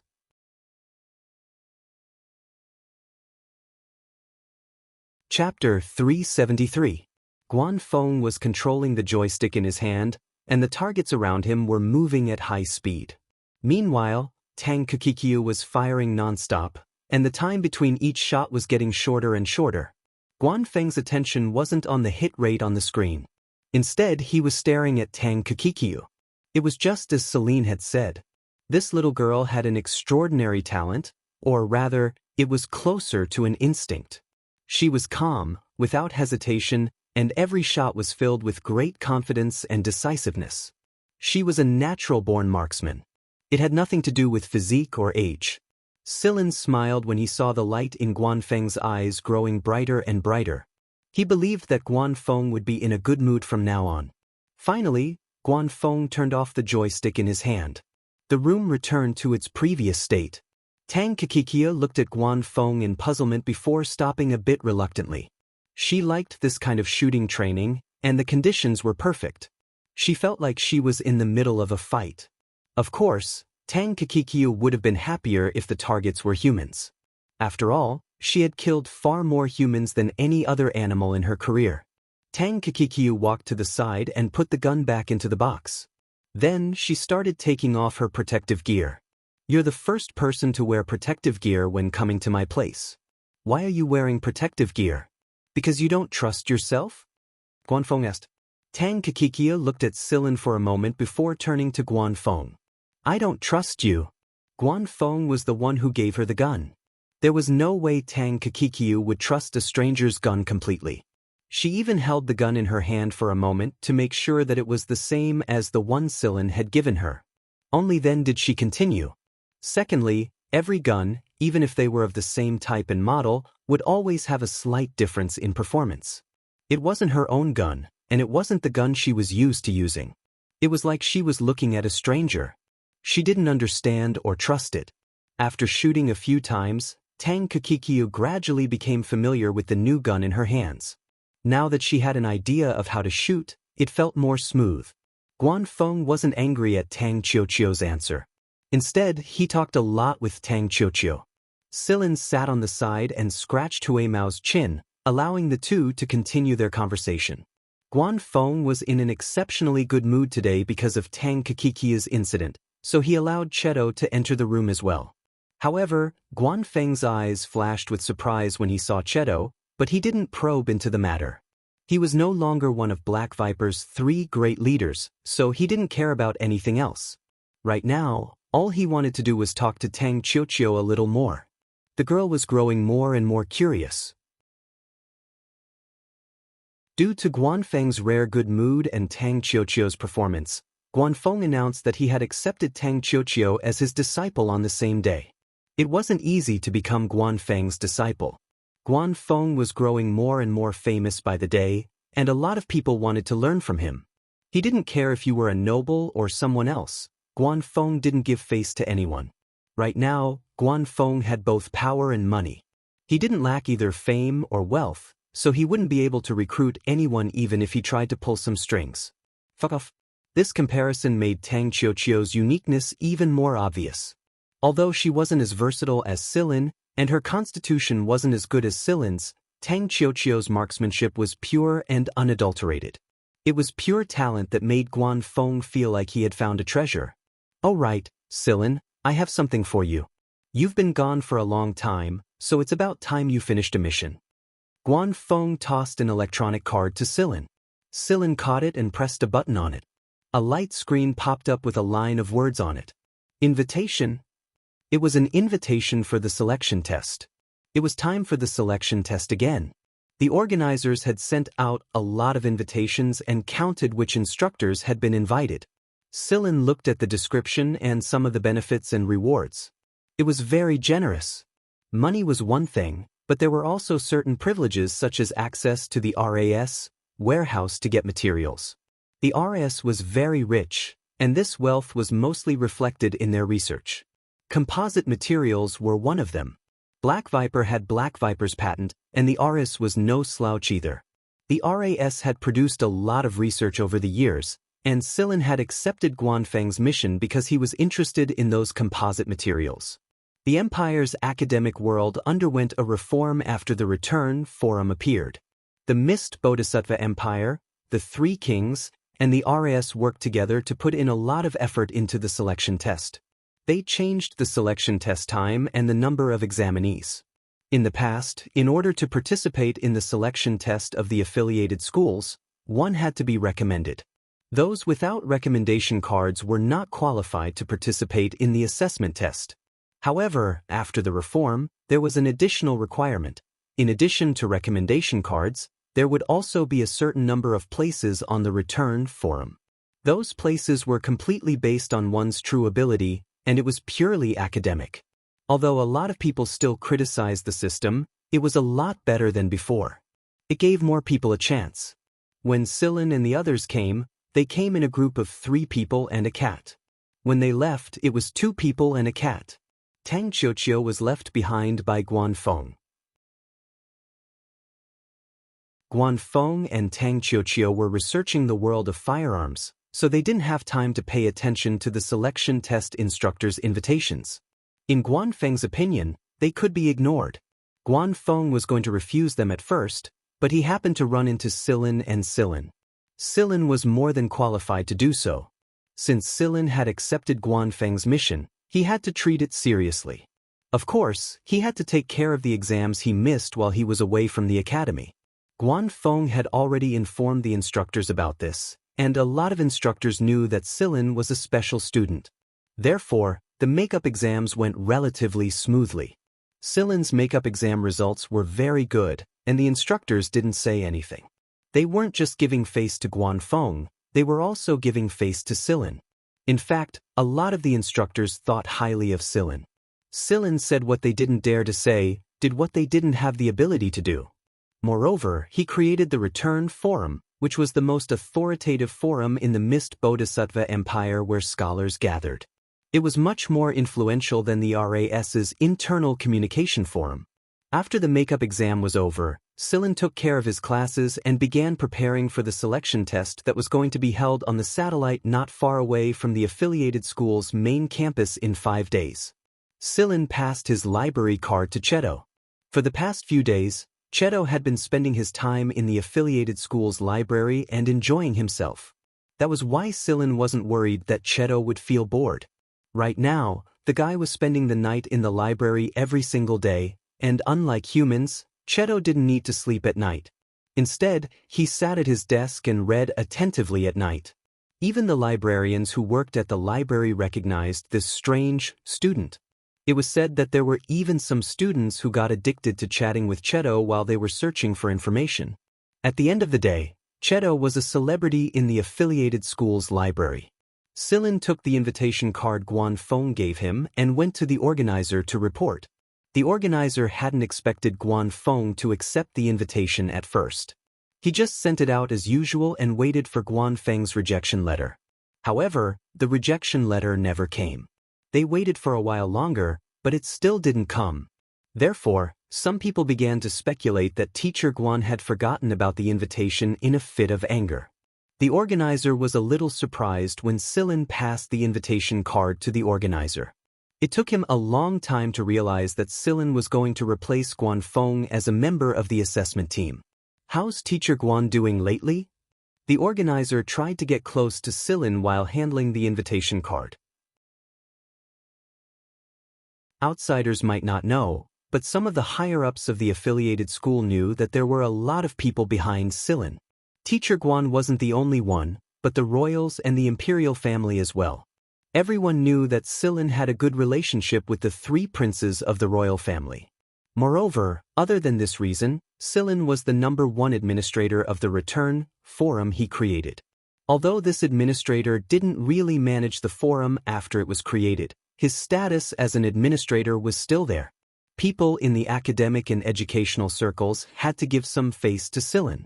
Otherwise, this troublemaker, Grandpa's roar on the forum would be more than enough to make them suffer. "Teacher Guan has been doing well lately," Silin replied with a smile. "Didn't you say that Teacher Guan lost his temper because of something? That's all in the past now. It's nothing serious. Teacher Guan's been in a good mood lately. If there's anything you want to talk to him about, you can try." Everyone knew that Guan Feng had lost his temper. There were a lot of people who wanted to ask Guan Feng for help, but none of them dared to do so. The organizer wanted to get some information from Silin. Silin understood, so he revealed some information to the organizer. After processing the personal information on the invitation card, the organizer passed the newly registered invitation card to Silin. Silin's name had already been recorded in the assessment team, and his information had been refreshed. Therefore, all Silin needed to do was bring this invitation card with him to the preparatory campus. As for Hui Mao, it had participated in the selection test because of Silin. Its role was the same as King Kong and the others that Silin and the others had encountered during the selection test, and that was to cause trouble for the candidates. To put it bluntly, it was toying with them. Hui Mao was very happy to take on this task. Not only could it fight alongside King Kong and the others, it could also earn some extra money to buy cat food by toying with the new students. Why not? Since this was the first selection test after the reform of the system, there were more people coming to the preparatory campus. Many buildings had been built there as well. Before Silin left for the preparatory campus, Zhen Xingming and the others pulled him over for a friendly chat. They had only wanted to catch up with Silin because they hadn't seen him for a long time. They didn't expect that Silin would be on the list of invigilators this time. The 3 of them were overjoyed. As usual, they would take one of the 5 tests together with the candidates who came to participate in the selection test. It would count as their semester assessment. "Silin, you have to go easy on us." "That's right, we're counting on you. You have to help us. I don't know if we'll be as lucky as last time and run into good teammates. If we're unlucky and get a low score, we'll definitely get beaten up when we get back." Silin was helpless against the trio's complaints and requests. He didn't know anything about the details of the test at all. After the reform, The higher-ups were even more tight-lipped about certain secrets. This was a joint decision of the royal family and the RS. No one dared to object. Because Zhen Xingming and the others had dragged him to drink the day before, Silin arrived at the preparatory campus a little late the next day. Most of the invigilators were already in the dorms by the time he arrived. When Silin went to check in, he ran into one of the main invigilators. It was an old instructor from AF1. He looked like he was easy to talk to, but he was actually an old urchin who often had the temperament of a child. Silin had just finished his makeup test 2 days ago. "Yo, Silin. You're going to have to deduct your pay for coming so late," said the old instructor. "It hasn't expired yet, so it's not considered late." Silin took out his invitation card and handed it to the person handling the check-in while replying to the old instructor. The old instructor looked at the check-in form displayed on the device and chuckled. He said to the person in charge, "Transfer him to the temporary accommodation area. The one on the first floor of Block C is pretty good. Take it as punishment for being late."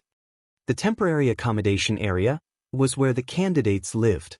It was where Silin had lived before. The person in charge looked at Silin, then at the old instructor. He moved his finger and bound Silin's information to the temporary accommodation area. Silin looked at the old instructor who was smiling kindly and accepted the check-in and invitation card. Before he left, he said to the old instructor, "You look like a fox when you smile." "Thanks for the compliment. All right, old man Guan seems to be doing well recently. I heard that he took in a new disciple. You have a little junior sister now." "Yes, that's what happened." "You've fallen out of favor, young man," the old instructor said with a regretful look. "Oh, I forgot to tell you. I was the one who recommended my new junior sister." After saying that, Celine waved her hand and left. Watching Silin leave, the old instructor rubbed his short beard and humphed. "Old Fox Guan is such a lucky bastard." The person in charge of the accommodation area was silent. He thought to himself, "That's so sour." When Silin arrived at the temporary accommodation area, he recalled the first time he came here. These unfamiliar faces were the same as the people in his year. They were all full of hope and ambition. From the preparatory campus planet, they could see the big official campus planet. That was their final destination. This place was just a temporary place for them to stay. That planet was like their religion. It was a place where they could change their fate. Some of these people were born poor, some were descendants of mutants, and some were nobles. No matter who they were, this was a rare opportunity. Building C, first floor, room 103? Right now, not all of the examinees had arrived. There were still 2 days left, and the members of the assessment team would arrive a little earlier than the examinees. This was because the assessment team needed to make a series of deployments and assignments, and there were still a few more meetings to be held after that. They would not be idle at all. Silin swiped the card on the door and walked into the dormitory. The candidates' dormitory was definitely not as good as the assessment team's dormitory, but compared to the dormitories of many schools, this was already very good. Silin was not dissatisfied with this. 2 of the 5 rooms in room 103 were already occupied. Silin randomly picked one of the remaining 3 rooms. There wasn't much to tidy up. It was just that Huimao's cat nest was a little more troublesome. The old cat wanted to lay a blanket in the cat nest. Silin struggled for a long time before he managed to tidy it up. "You can clean up your own nest later." "I won't interfere," Silin said. "Don't worry, I'll have the robots do it." Huimao walked around the cat nest, rolled around, and nodded in satisfaction. The 2 examinees who arrived first were probably training, so they weren't in the dormitory. Silin made some food and then left while carrying his toolbox. This time, Silin would participate in the deployment of some of the test sites. Guan Feng had taught him a lot of dirty tricks, so Silin was too embarrassed to torture the poor candidates. He chose a few suitable ones and deployed them according to the situation. After he came out, he saw that there was a match going on in the open-air training field in front of Building C. There were a lot of people watching. The candidates were martial arts.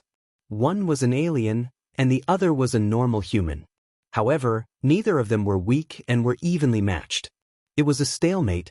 Silin prepared to leave after watching for a while. He still had things to do. But he had only taken 2 steps when he heard a faint sound of something cutting through the air. It was very hard to hear in this noisy field. Sillin raised his hand and caught a soft object between 2 fingers. This object looked a little like a soft bullet a child would play with, but it was slightly smaller than a normal soft bullet. Its quality was a little better, and it shot out faster than a normal soft bullet. On the premise that it wasn't fatal, it would cause the opponent to suffer a little. Through the crowd, Sillin saw a person sitting on a shelf at the edge of the field. It was a girl about the same age as Tang Qiuqiu. When Sillin looked over, the girl made a face at him. She didn't feel guilty or guilty at all about being discovered. Some people had also seen the scene of Celine catching the soft bullet. Quite a few people had suffered at the hands of the little girl over the past few days, so Celine being able to catch the soft bullet surprised some people. Sillin ignored them and flicked the soft bullets into the nearest trash bin with a flick of his fingers. Then he left the place. "Who's that guy?" Someone who saw the scene asked the candidate next to him. "I'm not sure. I've never heard of such a powerful person. He can't be from our star region. That kid is quite strong. No wonder he doesn't care about the things here. That's called hiding your true colors. Being too arrogant makes it easy for others to plot against you." After Sillin left, the girl sitting on the shelf pulled up her sleeve, revealing a bracelet.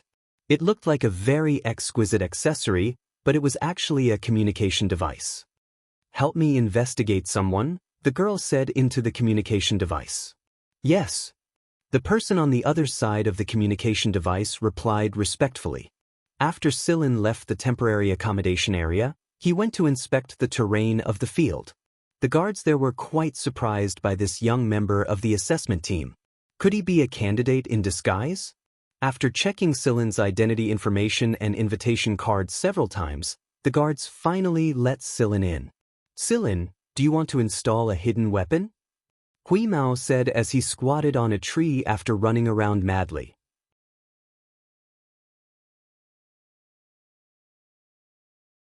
Chapter 374. Hui Mao was the typical type of creature that built its own happiness on the pain of others, so it was especially happy to see those new students being tortured.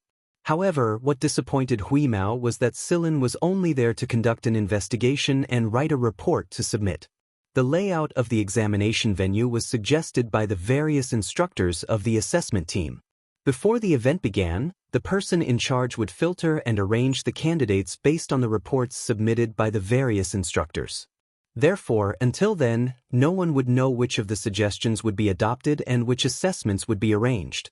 Not every tutor in the assessment team would be assigned this task. Only Sillin had been assigned it.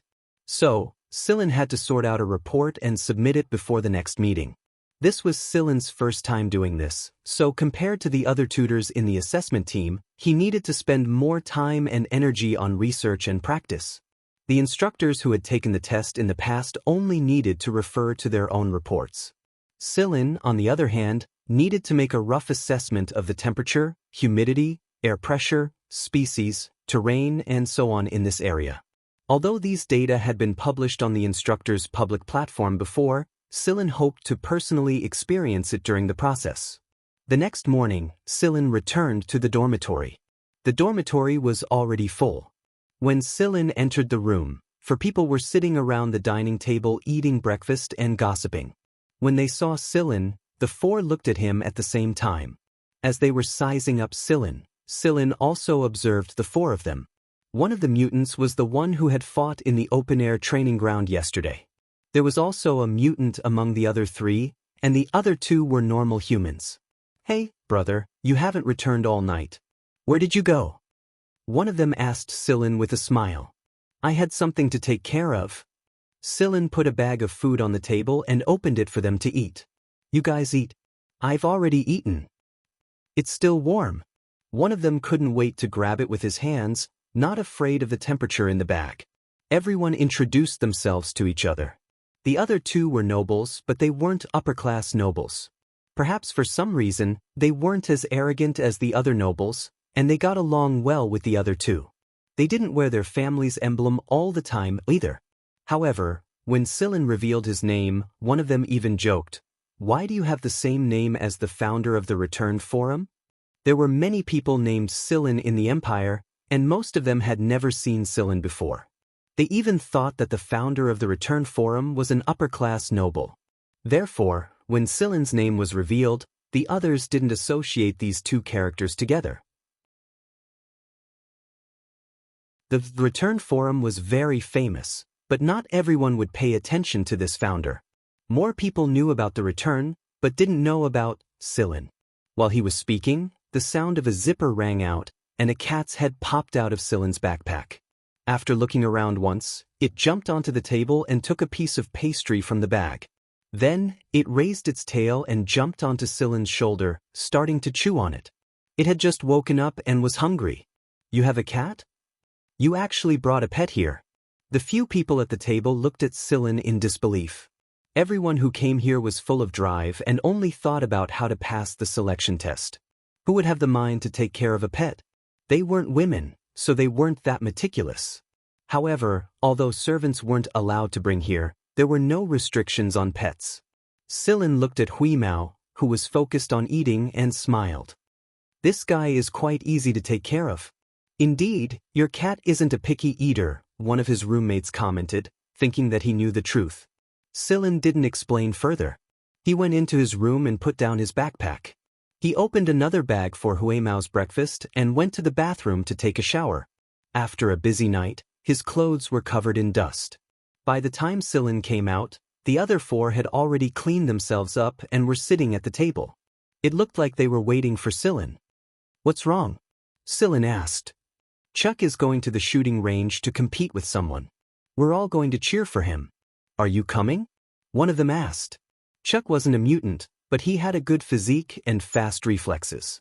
Although she looked a little bashful, if the coldness under this bashful surface was revealed, it would be hard for others to bear. Dual personality. That was Sillin's first impression of Chuck. However, for a shooter, dual personality wasn't necessarily a bad thing. All right, give me half a minute. I'll be right there. Sillin went back to his room to change his clothes. There's no rush. There's still half an hour before the appointed time. Havin, the mutant that Sillin had met at the open-air training ground, said nonchalantly. Huimao didn't follow Sillin this time. He was going to discuss strategies with King Kong and the rest later. Sillin was a little skeptical about the strategies Huimao mentioned. However, since it was the animal's business, Sillin wouldn't interfere. Even the person in charge didn't care and let the animals do whatever they wanted. The competition was not held at the open-air training ground, but in a large indoor training ground specially built in the accommodation area where the candidates were. The venue had been booked the day before for the competition. There weren't only 2 people competing, but more than a dozen of them. They had all chosen to shoot in the 3rd round of the 5th round of the exam. Some of the aristocratic candidates wore their family insignia on their chests to show their special and superior status. There were quite a lot of aristocrats here, but some of them didn't wear their family insignia, such as Chuck and the girl sitting on a high stool next to the shooting range. Hey, Sillin, Ivia is looking at you. Havin said softly, nudging Sillin with his elbow. Although Ivia didn't wear her noble insignia, through the spread of gossip, everyone knew that this young lady was from the Nohasi family, one of the military giants. It would be fine if she was an ordinary noble, since there were many of them here. However, as a member of the Nohasi family, who ranked at the top among the upper nobles, she could enter AF3 directly. Moreover, her age had also reached the standard of AF3. However, to many people's surprise, this noble lady didn't take the shortcut. Instead, she came to participate in the 5th exam. She wanted to enter AF1 or AF2. However, Ivia was indeed capable. Ivia's shooting was very good. This was something that many people had experienced. Ivia did not participate in today's competition. If Ivia participated, the other candidates would definitely go easy on her. Even if they did not go easy on her, they would still feel uncomfortable and feel that whatever they did was wrong. If they angered this noble lady, they would not be able to get anything out of it even if they managed to enter the affiliated school. In fact, it wasn't that Ivia didn't want to participate, but she was warned. Yesterday, she had asked someone to investigate Sillin, and what she got in return was a scolding from her father. He warned her not to cause any trouble, or else he would send someone to kidnap her and throw her into the army for 2 years. If it wasn't for the support of Ivia's grandfather, General Nohasi, Ivia wouldn't have had the opportunity to participate in the selection test. After all, most people with her family background would directly enter AF3. Her cousins Tosin and Brielles had entered AF3 in the same way. However, after old General Nohachi found out about the incident with Taita, the little fellow from the Yurong family, he encouraged his grandchildren to participate in the selection test of the affiliated schools. We must speak with our own abilities. Thinking of this rare opportunity and her father's warning, Ivia decided to stay put for the time being. Therefore, when she saw Sillin walking into the hall, she didn't go up to him. Instead, she kept staring at Sillin. Like many people, Ivia only knew about the return forum. She didn't pay attention to academic matters, so she didn't know about Sillin. As for the ranking of AF3, she never paid attention to it. Anyway, her cousin Tosin was also a famous person in AF3, so the others didn't matter. Since she couldn't challenge Celine, Ivia could only stare at Celine to see what was so special about him that her father had warned her over and over again. Sillin didn't care about Ivia's scrutinizing and slightly hostile gaze. He didn't investigate Ivia's identity because it wasn't necessary. After all, he wasn't a candidate this year, so he wasn't a competitor. Sillin didn't think it was necessary to look at Ivia's hostile gaze. Chuck, don't be nervous. It's just a competition. Just treat it as a practice match. It's not an official exam anyway. Relax, calm down.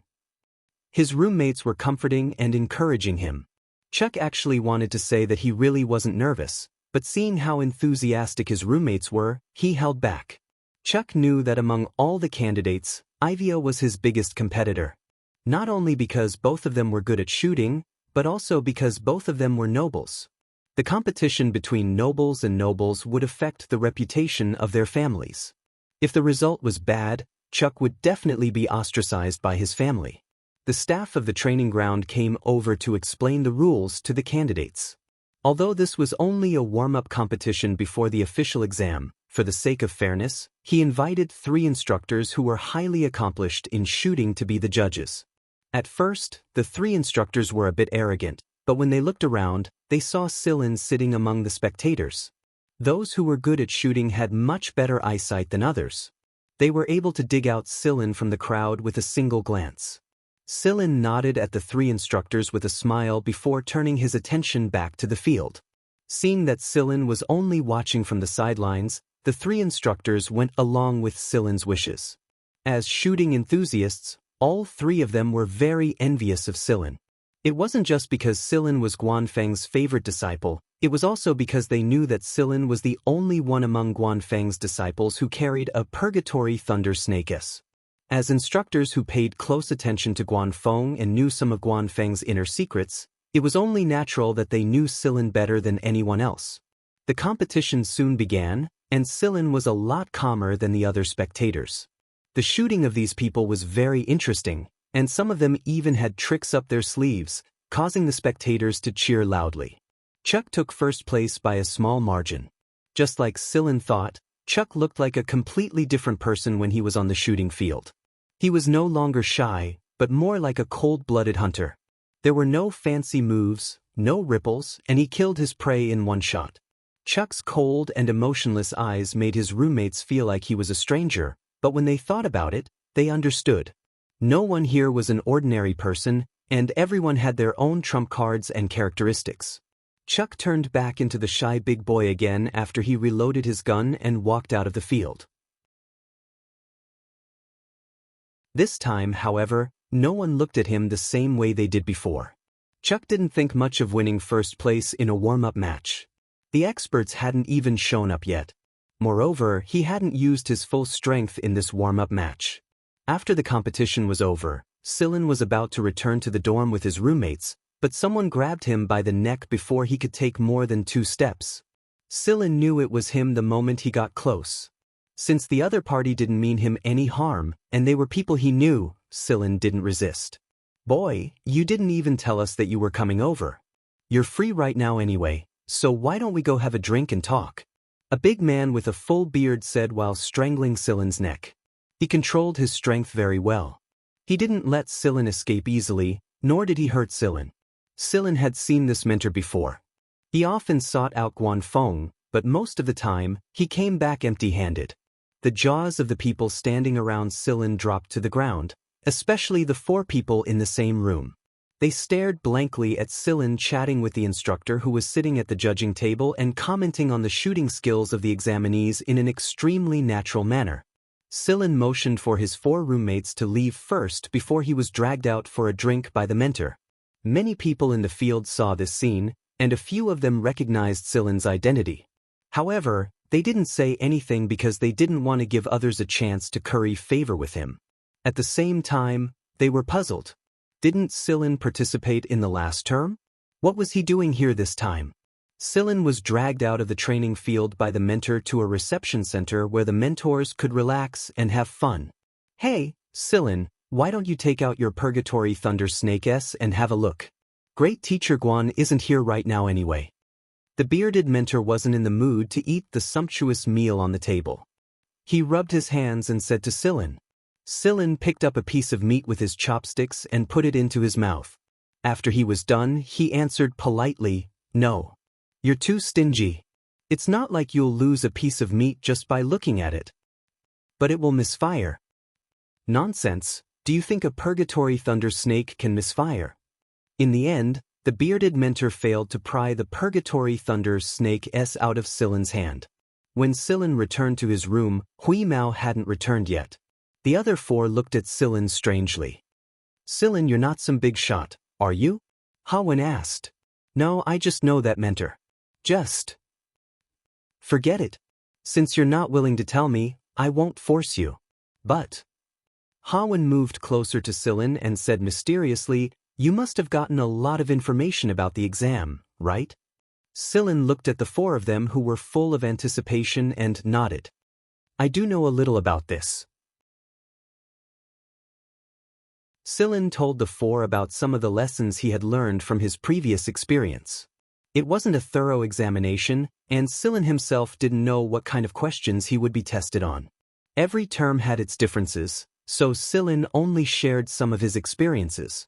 The 4 of them benefited a lot from Silen's experience. They also seized the time to make some preparations. They weren't stupid enough to share their experiences with the other candidates. After all, they were all competitors.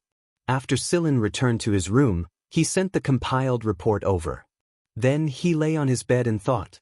He had a feeling that he would get something very useful from this incident. As for what it was, Silen didn't know.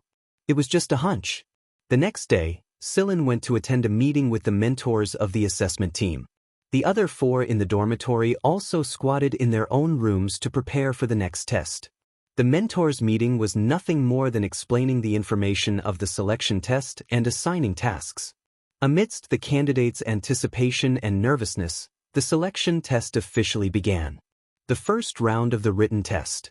Unlike the thick stack of test papers given to them during Silen's cohort, there were only 3 test papers this time. However, the questions weren't easy to answer. Silen discovered that there were quite a few questions that were in the middle of the exam, and it all depended on how the examinees handled them. Silen wasn't invigilating the first round of the exam. Instead, he was watching the situation in the surveillance room with the other mentors. Due to the special nature of the venue, the mentors could see every candidate's situation very clearly. However, the candidates couldn't see what was happening outside through the optical partition. Even if the invigilators were standing next to the partition, they wouldn't know. This was also the first round of the 5 tests. Previously, Silen was in the position of a candidate. This time, however, he was standing in the surveillance room where the mentors were. It was quite interesting to be in the same venue but with different roles. After the written test, it was the second round of the physical stress test. Many mutants revealed their true forms. Some of them, who usually looked simple and honest, looked much more ferocious after transforming. However, one had to admit that their combat strength was indeed terrifying. The third round of the 3 tests was the easiest for many candidates. At least, they didn't have to write or undergo physical and chemical stimulation. When Chuck and the other 3 examinees saw Sillin at the shooting field area, they froze like statues for a long time, just like the rest of the examinees. Hawen raised his trembling hand and pointed in Sillin's direction. That's Sillin? Our dormitory mate, Sillin? Chuck gulped and the corner of his mouth twitched. Seems like it. Fuck. How did he become an assessment mentor? That couldn't be a temporary replacement. The assessment mentors all had their identification badges on them. A temporary replacement wouldn't have one. No wonder Sillin had been so relaxed. No wonder he didn't move with the 4 of them during the exam. No wonder he didn't get knocked out by the first 2 rounds like the other candidates. Sillin even smiled at them in a friendly manner. However, this smile was too shocking for the 4 of them. It was as if he was agreeing with their thoughts and saying, I'm actually an assessment mentor. The 4 of them felt as if a herd of mud horses were galloping across the grass in their hearts.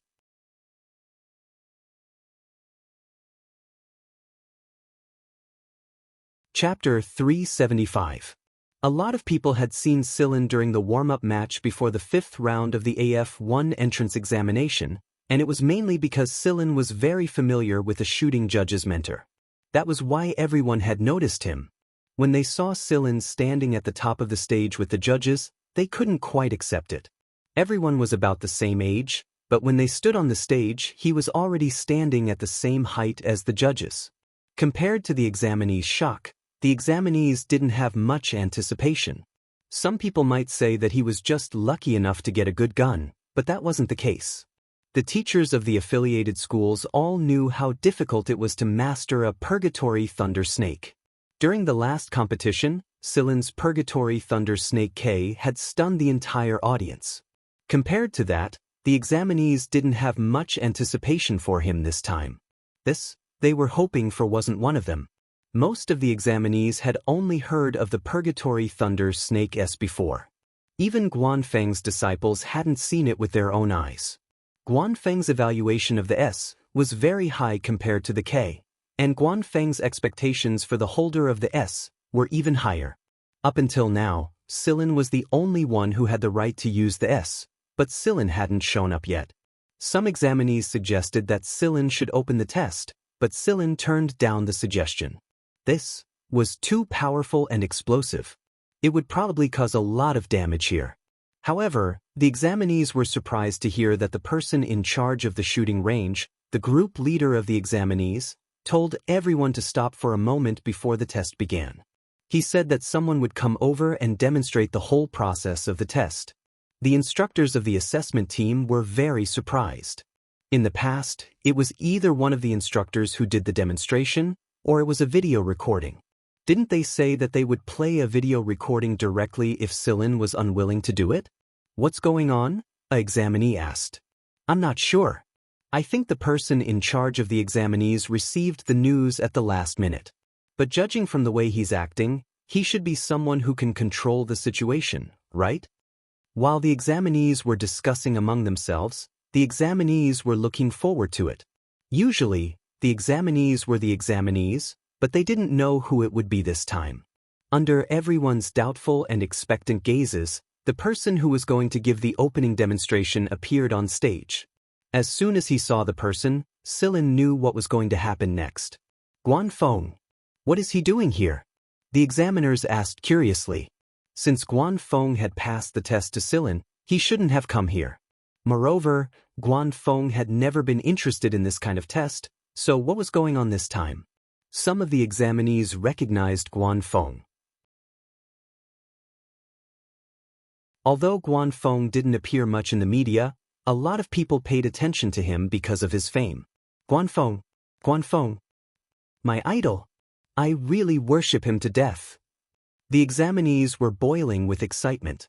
Guanfeng's opening demonstration was worth it even if his results weren't ideal. Some of them were thinking that they should do their best to perform well in front of Guanfeng. Maybe Guanfeng would take a fancy to them? The mentor's focus was different from the examinees. Their main focus was on the girl who had appeared with Guanfeng. Celine, don't tell me that's your junior sister? A teacher asked. She is. She's called Tang Qiuqiu. Silin was very proud of Tang Qiuqiu. When he saw the excitement in Tang Qiuqiu's eyes, Silin knew that Tang Qiuqiu had been very happy recently. She must have gotten in touch with a lot of Great Teacher Guan's private goods. So who's going to go up later, Great Teacher Guan or your junior sister? Junior sister.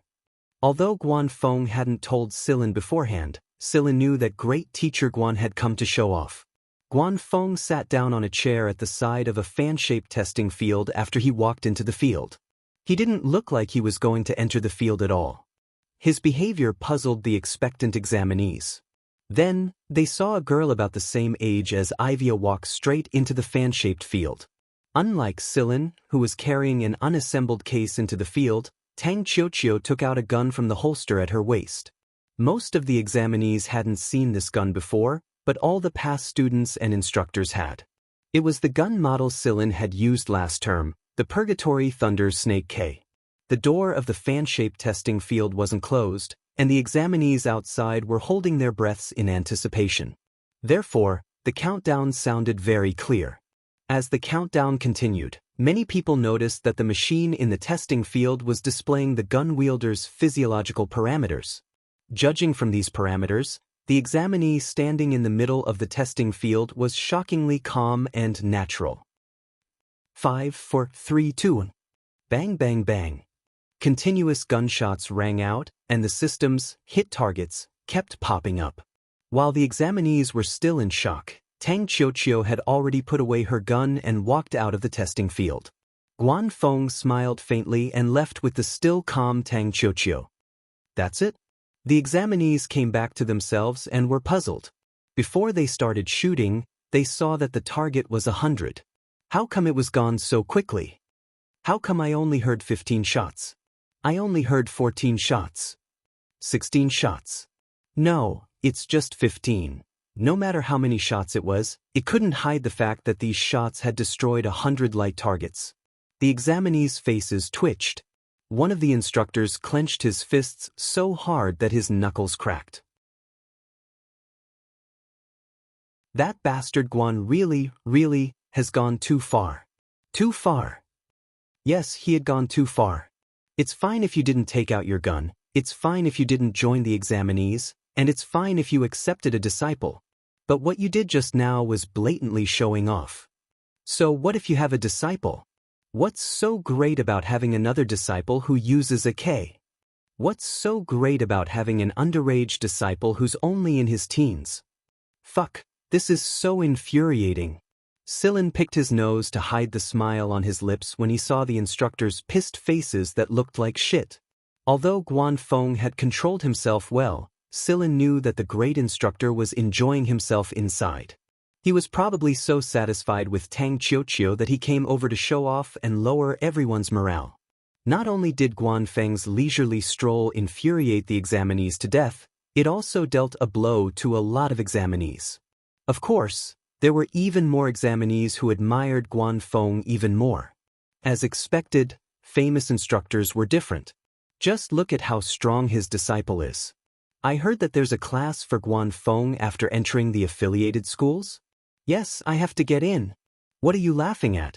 Don't think that I won't know you're laughing at me just because you're covering me. An old instructor roared at Silin. What are you waiting for? Go and invigilate the exam. Silin didn't mind the instructor's anger. He organized the documents in his hands and got to work. The examinees worked extra hard in the fan-shaped area that Silin was in charge of. But everyone knew that Silin was Guan Feng's student, and the news had spread like wildfire a long time ago. Anyone who didn't know would be an idiot. Since Instructor Guan wasn't here, they had to perform better in front of Silin. After a female examinee had finished shooting and mustered her courage to talk to Silin and receive his reply, the other examinees behind her did the same. They would also take the time to talk to Silin during the gap between their tests. Many of them talked about Guan Feng and the Purgatory Thunder Snake.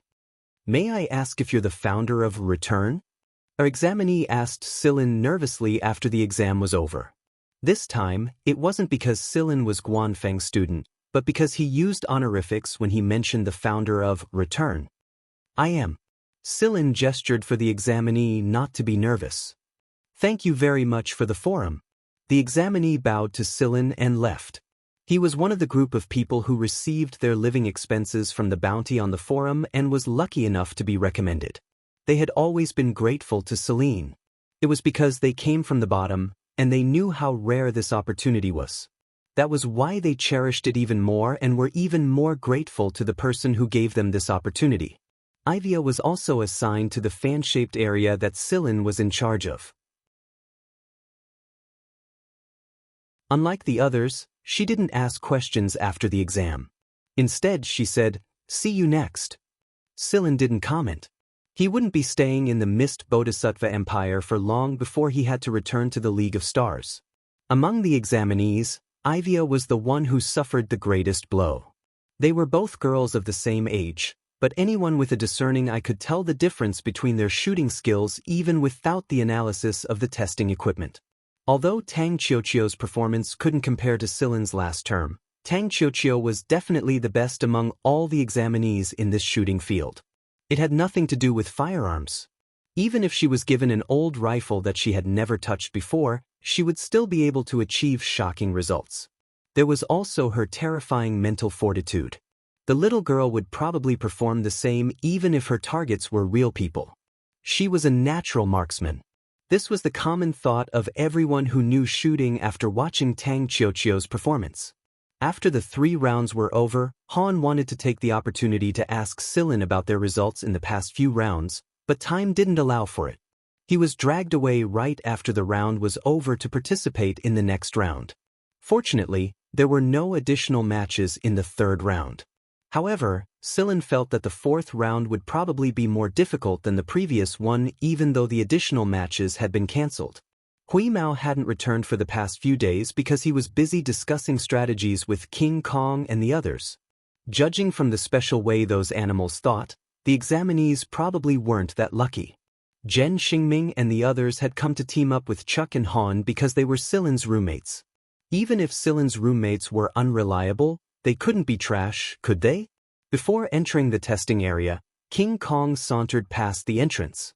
It had been a long time since they last met, and King Kong had grown a lot taller and stronger. Even though there was some distance between them, the examinees in front of the entrance still felt an invisible pressure. When passing by the entrance, King Kong paused and looked at the examinees standing at the entrance. Then, he calmly raised his hand and dug his nose with his thick fingers. Once he was done, he flicked his finger on the ground. A pile of sticky stuff was lying on the ground. The examinees. They had to be careful not to step on that thing when they entered, or they would be so disgusted that they would puke. Sillin was glad that he hadn't run into a situation like this, and that Taida had taken a backdoor. Otherwise, he definitely wouldn't have been able to pass so easily.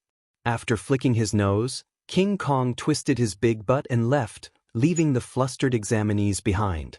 They suddenly felt a mountain of pressure on them. Sillin stared at the forest in the distance. King Kong's behavior just now was probably a signal from Hui Mao. Sillin saw the gray shadow when King Kong left just now. As a member of the assessment team, Sillin did not enter the testing area. The former students of AF1 and AF2 had already gone in to cause trouble, and the animals who liked to cause trouble for no reason were starting to stir as well. Sillin adjusted the coordinates on the light screen in front of him. His main focus was on Zhen Xingming and the others. After all, they knew each other and would definitely pay attention to this. Many of Sillin's suggestions regarding the deployment of the testing area had been adopted in the report he submitted. However, everything else was insignificant compared to the trouble Hui Mao and the others had caused. Due to King Kong's performance at the entrance of the testing area, the examinees were very careful about where they were stepping after they entered. However, traps didn't only exist under their feet. A group of examinees heard a roar similar to that of a leopard when they were completely disoriented in the forest. Moreover, they couldn't determine where the roar came from at all. Sometimes they thought it was coming from the left, but the next moment it was coming from the right, and in the blink of an eye, another roar came from the front.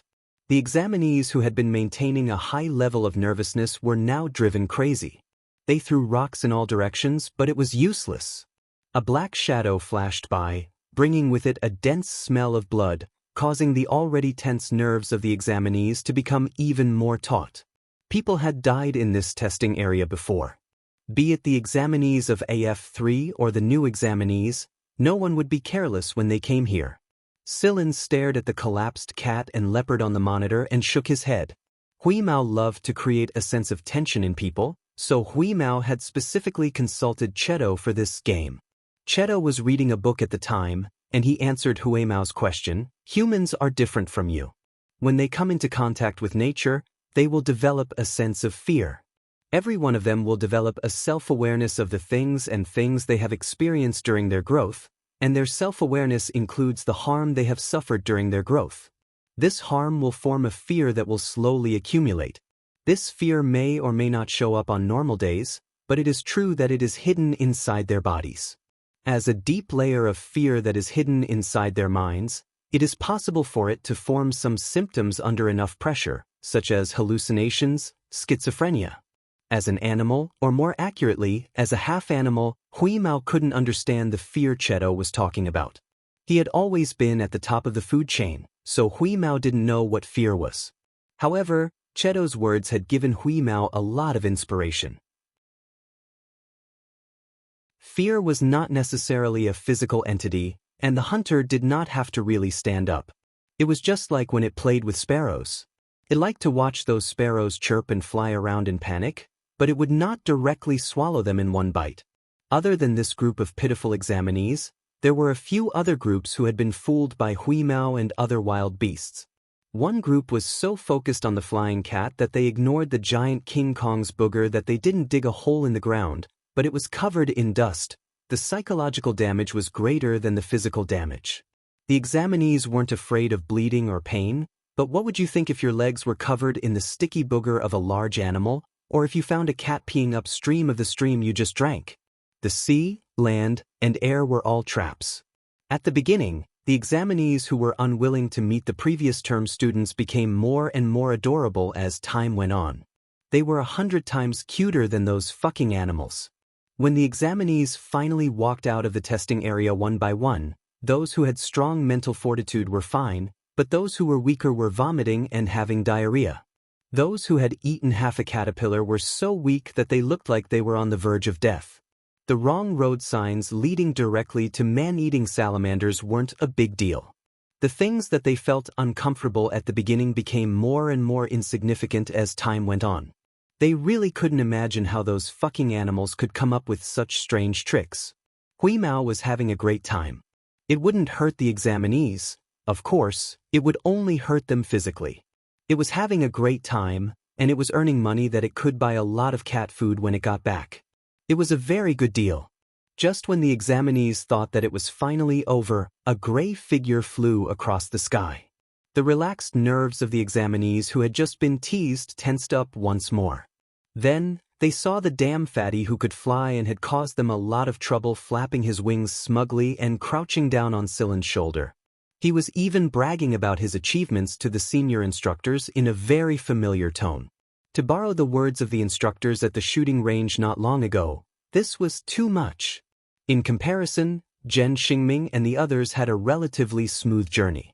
As long as Hui Mao didn't cause them any trouble, everything would be fine.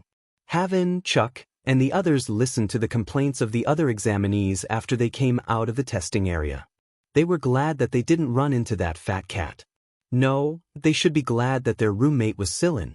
It was because of Sillin that they were able to team up with Zhen Xingming and the other two and avoid being played by that fat cat. The examinees were given some time to rest after the test. After most of the examinees had left, Chuck walked into a room where an old man was waiting for him.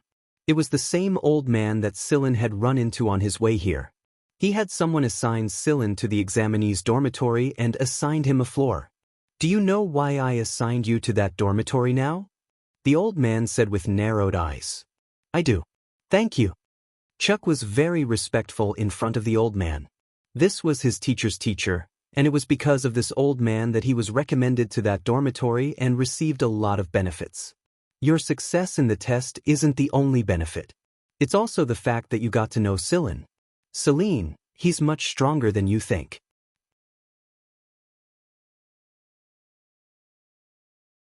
Chapter 376. The examinees who had come from afar were a lot more relaxed after the fourth round. They were already here, and all they needed to do was endure the last round of interviews. Interview. This was an important stage for a mentor to choose a student. Whether a student could gain the favor of a mentor and be chosen by their ideal mentor was an important stage for many people. However, for those who had already contacted their teachers, this last round was just a formality. For example, Chuck had been in contact with that old teacher for a long time, and the two of them had a relatively close relationship. As long as Chuck survived the 5 rounds, he would be able to leave with that old teacher after the selection test was over. He wouldn't have to go through the interview and wait for the results like the others. "Have you made your choice, Sillin?" a teacher asked. Sillin sorted out the examinee materials in his hands and answered, "The third interview area." "The third interview area?" A nearby teacher looked at the examinee materials in his hands and murmured, "There's no special seedling there, is there?" Ivia was assigned to the first interview area. Chuck and a few other examinees with top scores were assigned to the first interview area, so a lot of teachers were fighting to be assigned there. However, there was a limit to the number of teachers in each interview area, so it was impossible for everyone to go there. Other than the first interview area, which was crowded with experts, the other interview areas were evenly distributed. Some of the examinees were at the top of the rankings, and some were at the bottom of the rankings. The teachers who weren't assigned to the first interview area were a little displeased. At the same time, they secretly decided to take care of the examinees they were satisfied with in the next interview area. Guanfeng's incident had dealt a huge blow to the teachers, so unlike in the past, the teachers were very proactive this time. They all wanted to snatch an excellent student and show them off. After the reform, there were indeed quite a number of students who satisfied the mentors. Most of the mentors had already been selected, and the ones who came after were just a formality. Those who could persevere through the 5th examination, no matter how bad their results were still better than those who quit halfway. Some teachers had even contacted some of the students before the selection test, but most of them weren't contacted. They thought that Sillin would go to the first interview area because of Guanfeng's support. Who would have thought that the kid would go to the third interview area? Was Guanfeng not planning to accept any more students? It made sense. Guanfeng never cared about the selection test when he accepted students. He'd just take them in as soon as they caught his eye. This was the benefit of being in the upper echelons. They could take shortcuts and strike first. Sillin walked straight to the interview hall in the third interview area after he picked out the candidates' information from the third interview area. The candidates outside the third interview hall were originally a little dispirited because of what happened in the first area. Those who could enter the first area definitely had no problems, and the tutors were definitely good. However, when they saw Sillin enter the third interview area, the dejected people became spirited. This was especially true for those who had done well in shooting.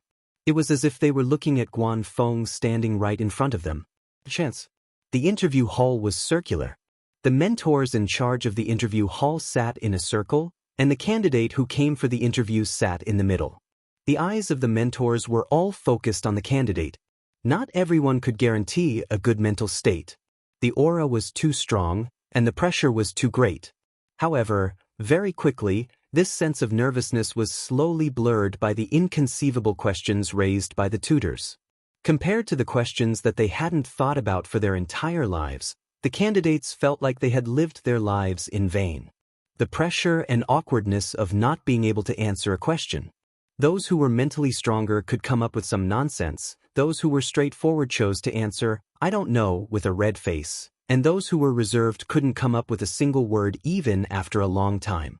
Compared to the constipated expressions of the candidates, the mentors were all smiling without saying a word. In reality, the mentors all had a scale in their hearts. They had already made their choice based on the responses of the candidates. They didn't expect the candidates to answer these questions. They just wanted to see the candidates' personalities reflected in the questions. Of course, it was better if the candidates could answer the questions. Some mentors liked to choose those who were good-looking. Among the students they had mentored, the men were handsome and the women were beautiful. All of them were very eye-catching. For example, the mentors who focused on engineering and application liked to recruit men because they had good stamina and could do hard work. Even if they recruited women, they preferred to recruit them because they were strong and healthy. As the candidates finished their interviews one by one, the mentors had already confirmed their names. Celine was the only one who was left blank. Moreover, Celine did not ask too many questions during the interview of the previous candidates. Let the other mentors fight for it. The mentor sitting next to Celine glanced at the blank name list under Celine's hand and thought, Guanfeng really doesn't want any more students. After all, one Tang Qiuqiu was more than enough. There really wasn't a single candidate in this term who could compare to that girl when it came to marksmanship, not even the popular Ivia. The door to the interview hall opened again, and a girl who looked very thin and weak walked in. She looked very ordinary, and her clothes were very simple. She looked a little timid, and the atmosphere inside the hall made her feel very nervous. Although she tried her best to control it, her body couldn't help but tremble uncontrollably. She was also one of the people who had risen to prominence in the return forum. However, she wasn't as open as the previous people. Rong Rua, 20 years old, commoner, owned a small accessory shop. Other information about her was very ordinary. However, Rong Rua's bounty points were very high in the return forum.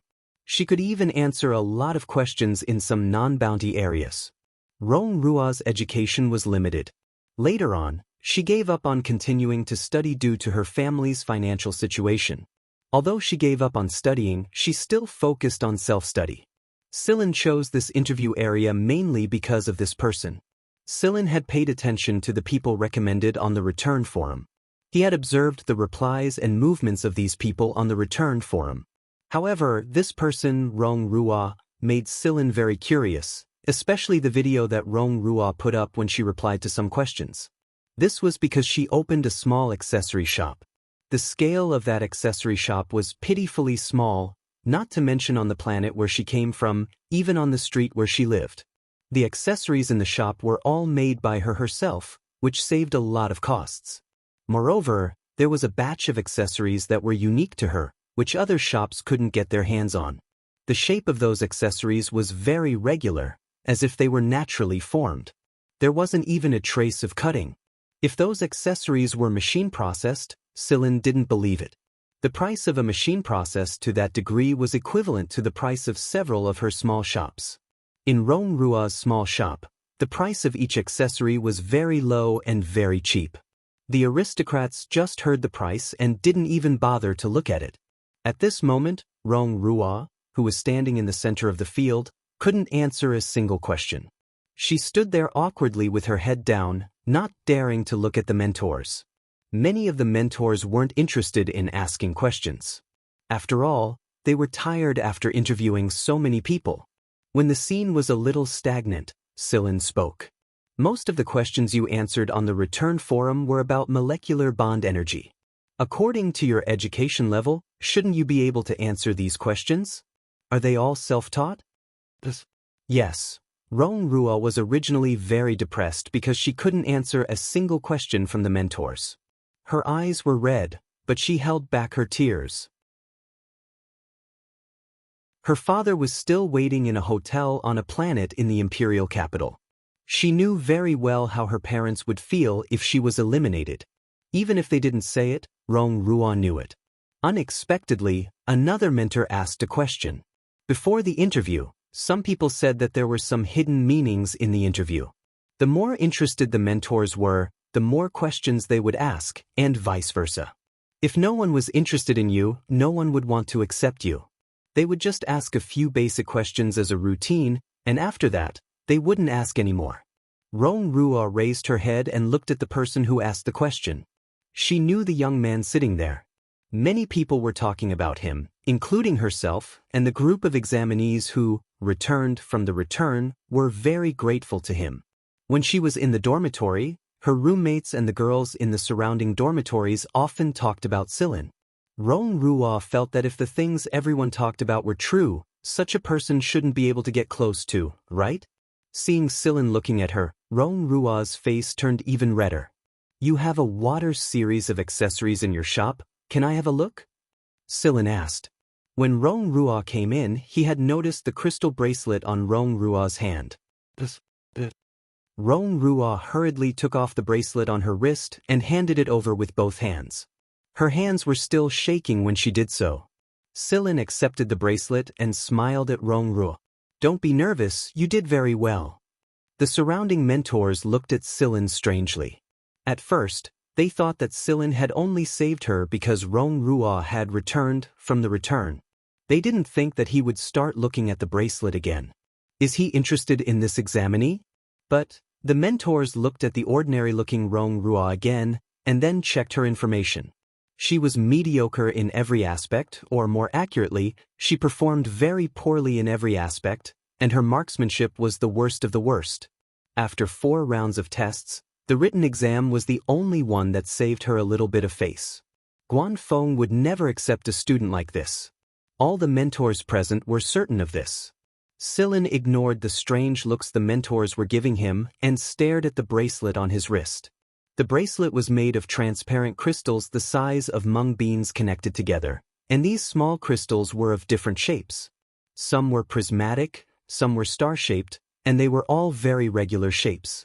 When he held them in his hand, he felt like he was holding a stream of water. Silin analyzed the composition of the material. Unsurprisingly, most of these crystals were made up of water molecules. The giant sea beast crystals he saw in the underwater city of Sea Paradise were very similar to this one.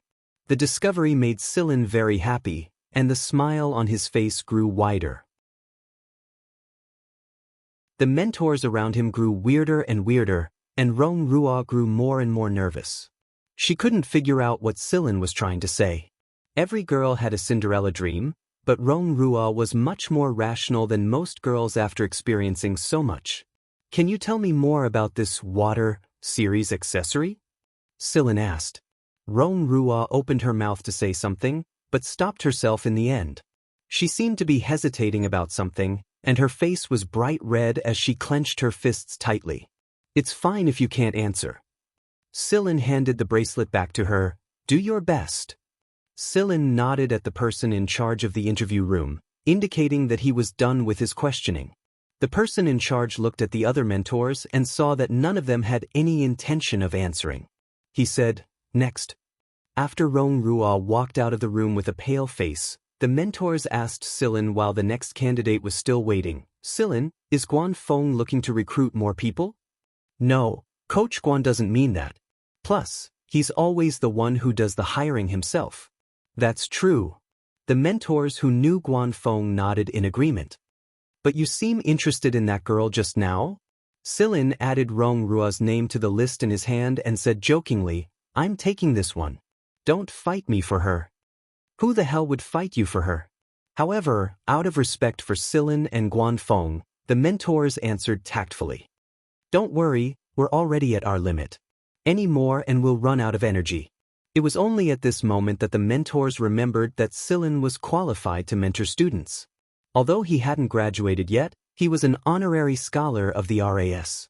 Theoretically speaking, he did have the right to mentor students. It was just that he couldn't mentor too many people due to the limited number of spots. There weren't many candidates left, and the interview ended quickly. When everything was over, all the candidates had to do was wait for their communicators to be distributed. Most of the candidates who had passed the 5 rounds of tests were allowed to stay. Many of the mentors from the affiliated schools weren't here yet, so the number of candidates was about the same. On her way back to her dorm, Rong Rua saw a lot of candidates who had finished their interviews discussing whether they would be notified by AF1 or AF2. They were gossiping about the mentors while they were at it. They weren't worried because they had good overall scores. Some of them were packing their things and preparing to leave. They were the type who had received the notice beforehand, which meant that they had contacted their mentors beforehand. When she returned to her dorm, the other 4 girls were also discussing the same thing. When they saw Rong Rua, they asked, How was it? Did any of the mentors pay special attention to you? Rong Rua, you're in the 3rd test area, right? I heard that Silin is there too. Did he ask you any questions? Two of the girls came over and asked curiously. The other two stood where they were with mockery in their eyes. As nobles, they felt that a lowly person like Rong Ruo had no right to be here. If it wasn't for the reform of the system, which commoner without a backer would come to this place? However, being able to come here once was not to be regretted. As the communicators were distributed one by one, the first two noble women received it, followed by the other two. Rong Ruo was the last one to receive it. This time, the system distributed the communicators according to the final score. Rong Ruo was the last one to receive it. Seeing that Rong Ruo also had a communicator, the other four girls looked over. I heard that those who passed the 5 rounds of tests will receive a communicator, one of the noblewomen said. This was the explanation for why Rong Ruo was able to receive a communicator. Quick, let's see if it's from AF1 or AF2, and which mentor, one of the girls urged. Rong Ruo took a deep breath and turned on the communicator. A holographic screen popped up. On the holographic screen was a huge cat's head. Meow, you're Rong Ruo, right? The 5 people in the room were speechless. They had long heard about this cat. It wasn't just the cat's actions in the 4th round. Most importantly, it was Silin's pet. It was Silin's pet. For a moment, the other 4 didn't know what to feel. Hey, say something, Silin. This woman isn't a mute, is she?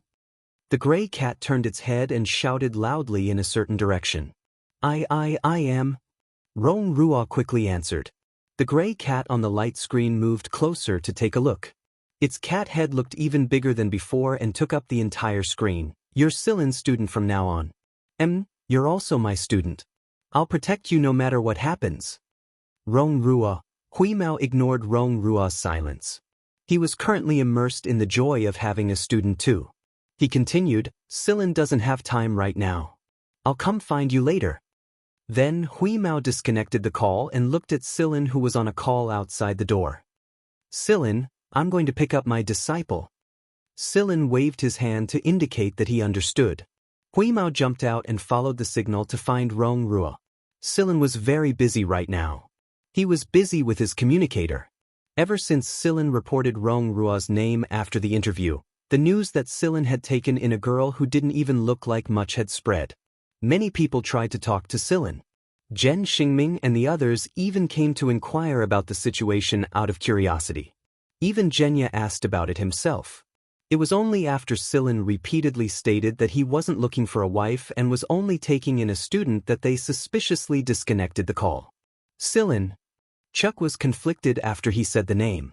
Should he call him mentor? Or should he call him by name? Neither seemed right. Just call him senior brother. We're all in AF1 anyway. Silin put away the communicator and said to Chuck. All right. Senior brother Silin, I'll see you in AF1. Chuck bid farewell to Silin and left.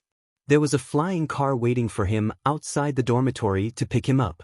The other people in the dormitory had left a long time ago. Chuck had purposely delayed his departure because he wanted to chat with Silin for a bit. However, Silin kept talking until everyone had left. Silin looked around the empty dormitory room, put on his backpack, and closed the door. Another batch of students had left the dormitory room. After picking up Rong Ruo, Silin returned to AF1. Since he was an honorary scholar of the RS, Silin was given his own lab. He was the one who chose the location of his lab, and Silin's lab was located in a non-teaching area outside of AF1's main campus. Not everyone had a lab and training ground as big as Guanfeng's. Although the treatment wasn't as good as Guanfeng's, Silin was satisfied. This was all he needed right now. Although Silin's lab was a lot smaller than Guanfeng's and the academicians', it was still around 1,000 square meters in size. Before this, Silin hadn't used it because he didn't have an independent project of his own. The zebra virus didn't count because he used Black Viper stuff. Now that Silin thought that he was starting a new project, it had nothing to do with the virus or guns. It was his own private project, and the results of the project belonged to Silin alone. Of course, he had to bear all the research costs himself. Rong Ruo came to Silin's lab after arranging the dormitory rooms. It was called a lab, but in her opinion, it was more like a factory than anything else. On the way here, Silin had already told Rongrua that the main reason he was paying attention to her was because of her technology to create the water series of accessories. As for whether or not Rongrua would hand over the technology, Silin didn't force her. Even if Rongrua asked for a high price, Silin would still pay for it. However, Rongrua didn't ask for a price. Instead, she took out the technology of her own accord. I discovered it by accident, and I'm using it to feed my family. Now that I'm in AF1 and getting paid, there's no need for me to keep this little technology to myself. The reason Rongrua didn't mention it during the interview was because she was prepared to give up the water accessory technology if she didn't make it to the selection. Rongrua was already very grateful that Silin was willing to let her enter AF1. Rongrua had first melted a few ores in order to create a reagent. Then, she melted them with a solvent and heated them up. Due to some matters, she didn't have the time to create the reagent, so she put them all into the compression capsule decompression furnace. When she came back and opened the furnace door, she found that the crystal that came out of the bottle was not the usual prismatic shape, but a dodecahedron. However, this dodecahedron crystal was not stable. After the furnace door was opened, it quickly dissipated. If Rongrua hadn't been paying attention to the crystal-like crystals that came out of the bottle, she wouldn't have noticed it. Since then, Rongrua started to research in this area. She made crystals of various shapes and sizes. In order to reduce the cost, she finally chose the lowest cost material, water. This was the origin of the water accessory series. That's why I said, there's no need to feel inferior. You're not worse than anyone else. Silin treated Rongrua more like a senior, not a mentor. Silin suggested that Rongrua close the accessory shop at home first and reopen it later. Rongrua didn't mind it. Business was not good anyway. Those with a bit of money wouldn't be interested in those cheap accessories, and those without money wouldn't bother with those fancy ones. Rongrua opened the shop because she accidentally discovered the technique. So, based on the current situation, it wasn't a big deal to close the shop. Silin had already given her a sum of money in advance. It was enough for her family to live a good life, so Rongrua wasn't worried anymore. Moreover, because Rongrua had entered AF1, her family was treated well by the people on the planet. Silin, when are you going back? Shikai asked this morning. He's ready and waiting to depart. Hui Mao was lying on a shelf, basking in the sun, licking his paws as he spoke. Let's wait for a while. I'll deal with this first. Silin was busy dealing with the things in his hands. He had originally planned to leave in a few days, but plans couldn't keep up with the changes. Rongrua's technique had benefited Silin a lot, and at least he had a general direction. Rongrua's class hadn't started yet. Originally, she wanted to help Cheto, but she soon realized that she couldn't be of much help when it came to the actual operation. Rongrua's technique was like a foundation, and after Silin quickly grasped it, he had extended it to a wider range of branches. Rongrua didn't really understand these things, so she had been busy replenishing her knowledge recently. Cheto copied some of the contents from the library for Rongrua to read. The things that Cheto could finish reading in an hour were enough for Rongrua to read for 10 days. It wasn't that Rongrua was slow, it was the speed of a normal person. Not everyone could read as fast as Cheto. 10 days later, inside a 300 square meter space in Silin's lab, Silin had loaded a special pistol with a bullet that looked like a transparent water droplet. The bullet was shining with water ripples. There was a leaf that had just been plucked from a tree 50 meters away from Silin. Bang! The bullet flew out of the muzzle in Silin's hand and headed straight for the leaf. The leaf that was propped up by a thin needle wasn't penetrated by the bullet. Instead, it was swiftly enveloped by water light. After the water light adhered to the leaf, it grew thicker at a visible rate. Silin looked at the instrument in the lab and saw that the humidity index was dropping rapidly. 5 seconds later, the reaction on the leaf stopped.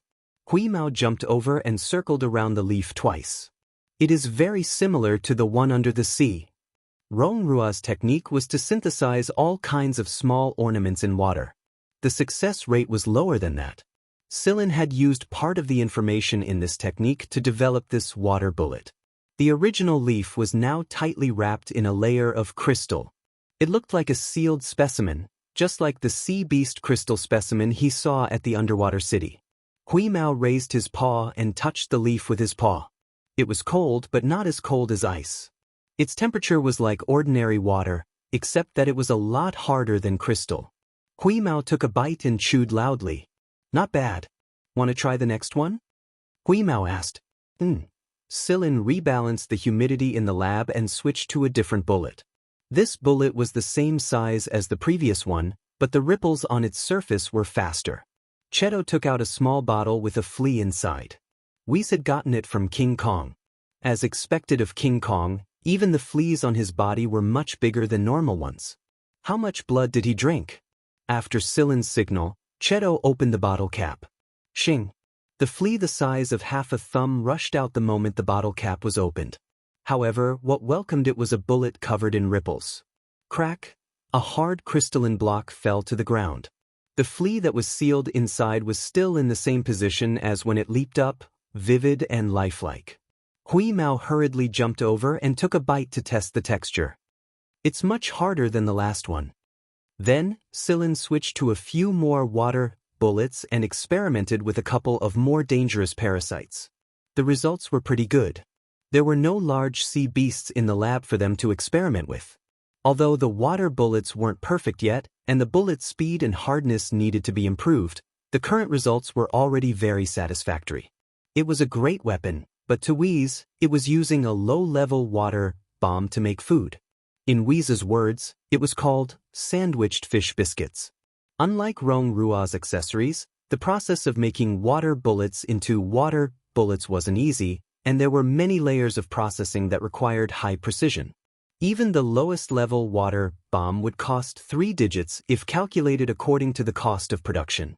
It didn't look like a lot, but it was a huge sum when summed up.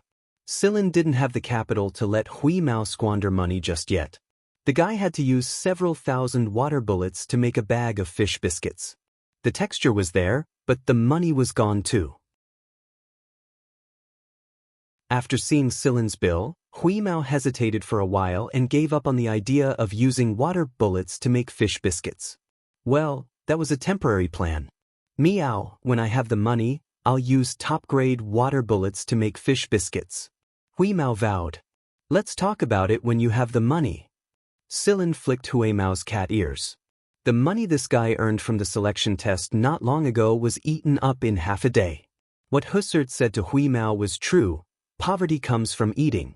That night, Hui Mao complained to Black Viper, who was far away on another planet. Black Viper listened to him for a long time. Ever since Black Viper contacted Hui Mao often went to chat with the Big Python, but this was the first time the Big Python didn't know how to answer him. The cat's appetite was too big, and its menu was so wide that it made people's hair stand on end. Not even the Mist Bodhisattva imperial family would research water bullets to make food for Hui Mao. The Big Python didn't tell anyone about the water bullets, not even the Mist Bodhisattva imperial family. He believed that Silin wouldn't threaten the Mist Bodhisattva empire. However, he did tell the emperor about it. Silin will become the second Guanfeng. He may even surpass him. Guanfeng's contributions to the empire weren't just limited to the Purgatory Thunder Snake series. He had designed a lot of military weapons, just that no one knew about it. The day after Hui Mao complained to the Big Python sent someone to deliver a card to him. The amount of money on Carrie's card was enough to make Hui Mao drool, but he still returned the card. I want to make my own money. While the Big Python was admiring the cat's backbone, Hui Mao turned around and pretended to be pitiful in front of Silin. He asked Silin to buy cat food for him because he'd run out of food. Silin poked Hui Mao's round belly. Your appetite has grown again. Hui Mao sighed. I've been using my brain too much lately. Mental work takes up a lot of energy. Silin. Fine, I'll pretend I didn't hear that. Silin didn't know what to say to a cat that slept for 20 out of 24 hours. While Silin was perfecting the water bullets, he also taught Rong Rua how to improve the original technology. In the new batch of manufactured accessories, Both the purity and brightness had been greatly improved. What he felt when he touched it wasn't the unique coldness of hard crystals, but the softness of water. The first to use these accessories were Zhen Xingming's group. They bought a bunch of accessories from Rong Ruo and used them to pick up girls. Originally, they were only supporting Rong Ruo out of respect for Silin, but they didn't expect these accessories to be so popular. The three of them even offered to help Rong Ruo set up an accessory company. Silin would follow them, and it would be beneficial for Rong Ruo to interact more with Zhen Xingming and the others. At the very least, she'd have someone to rely on when Silin wasn't around. Silin was ready to return to the League of Stars after dealing with the water bullets. Shikai had urged him several times, and he'd probably come looking for him if he didn't depart soon. The laboratory was handed over to Rong Ruo. She could carry out her crystal dreams here. Zhen Xingming and the others would come here to help as well. They were just bored out of their minds, and it just so happened that this was something new to them, so they came over to play. Silin had deleted all the information related to the water bullets in the laboratory. He wasn't afraid that someone would come and steal it. Also, Silin didn't plan on publicizing the water bullets for now. It wasn't complete enough, and he needed to put it into practice. The best place to do that was the League of Stars. Silin went to see Genya before going to find Shikai. However, Genya wasn't planning on going back with Silin. Although he really wanted to, he couldn't allow a large army to pass through right now. Genya would only burden the other side if he went alone, and Genya didn't want that. Then let's wait a bit longer. It won't be too long, Silin comforted. Genya stared at the sea beast that was playing with Wheeze and smiled. Don't worry about me. You've done well enough. Silin recorded a video of Genya, and what Genya wanted to say was also recorded in it. After leaving Genya's place, Silin, Cheto and Hui Mao headed to Shikai's base. Guanfeng had released Tang Qiuqiu as well. She was holding AK-2 Guanfeng had made for her. Although it was also a K-series gun, it was Tang Qiuqiu's K2. It was Tang Qiuqiu's personal gun, and Tang Qiuqiu's initials were even engraved on the gun. He had obtained all the materials he needed, and he wasn't at ease leaving the 11th Squad alone. Although the 11th Squad had stayed inside the base, there was no telling if something special would happen to them. When they arrived at Shikai's electronic planet again, Shikai was already waiting for them on top of a space fortress. What have you been up to lately? What took you so long? Shikai asked. Before Silin could answer, Hui Mao asked from atop Silin's shoulder, What, do you have a problem with that? Shikai curled his lips. I wouldn't dare. He couldn't afford to offend this cat. Hey, Sigma, what's that you're holding? Hui Mao asked. Inside the space fortress, Sigma was protecting a small box like it was a treasure. Shikai glanced at it, scratched his head, and left in embarrassment to sort out his robots. That's Rufia and Zoe, Sigma said happily. Rufia and Zoe? Hui Mao jumped down from Silin's shoulder and sniffed the box. Nothing special. Rufia and Zoel were the last two of Sigma's 5 siblings, the 2 poor robots that were destroyed by the Shi family. But what was Sigma holding in his arms right now? Ashes. Hui Mao asked. Sometimes, this cat just needed to be taught a lesson. It had no filter. Nope. This is Rufia and Zoe, but they're asleep, Sigma said. Hui Mao was about to get to the bottom of the matter, but Silin smacked him with a fish biscuit. The trip to the Mist Bodhisattva sect wasn't long, but everyone had gained a lot from it. Shi Mu and Shikai had come up with a plan for a new type of robot. They didn't tell us the specifics, but they just said that we'll know when the time comes. We're leaving now, Chip. We'll see you in a little while. Sigma and Moon said to Chip's hologram from inside the bastion. Good luck. I hope that the next time I see you, Rufia and Zoel will also be awake, said Chip, who had basically controlled the entire electronic planet on the ground. He was glad to see Sigma again.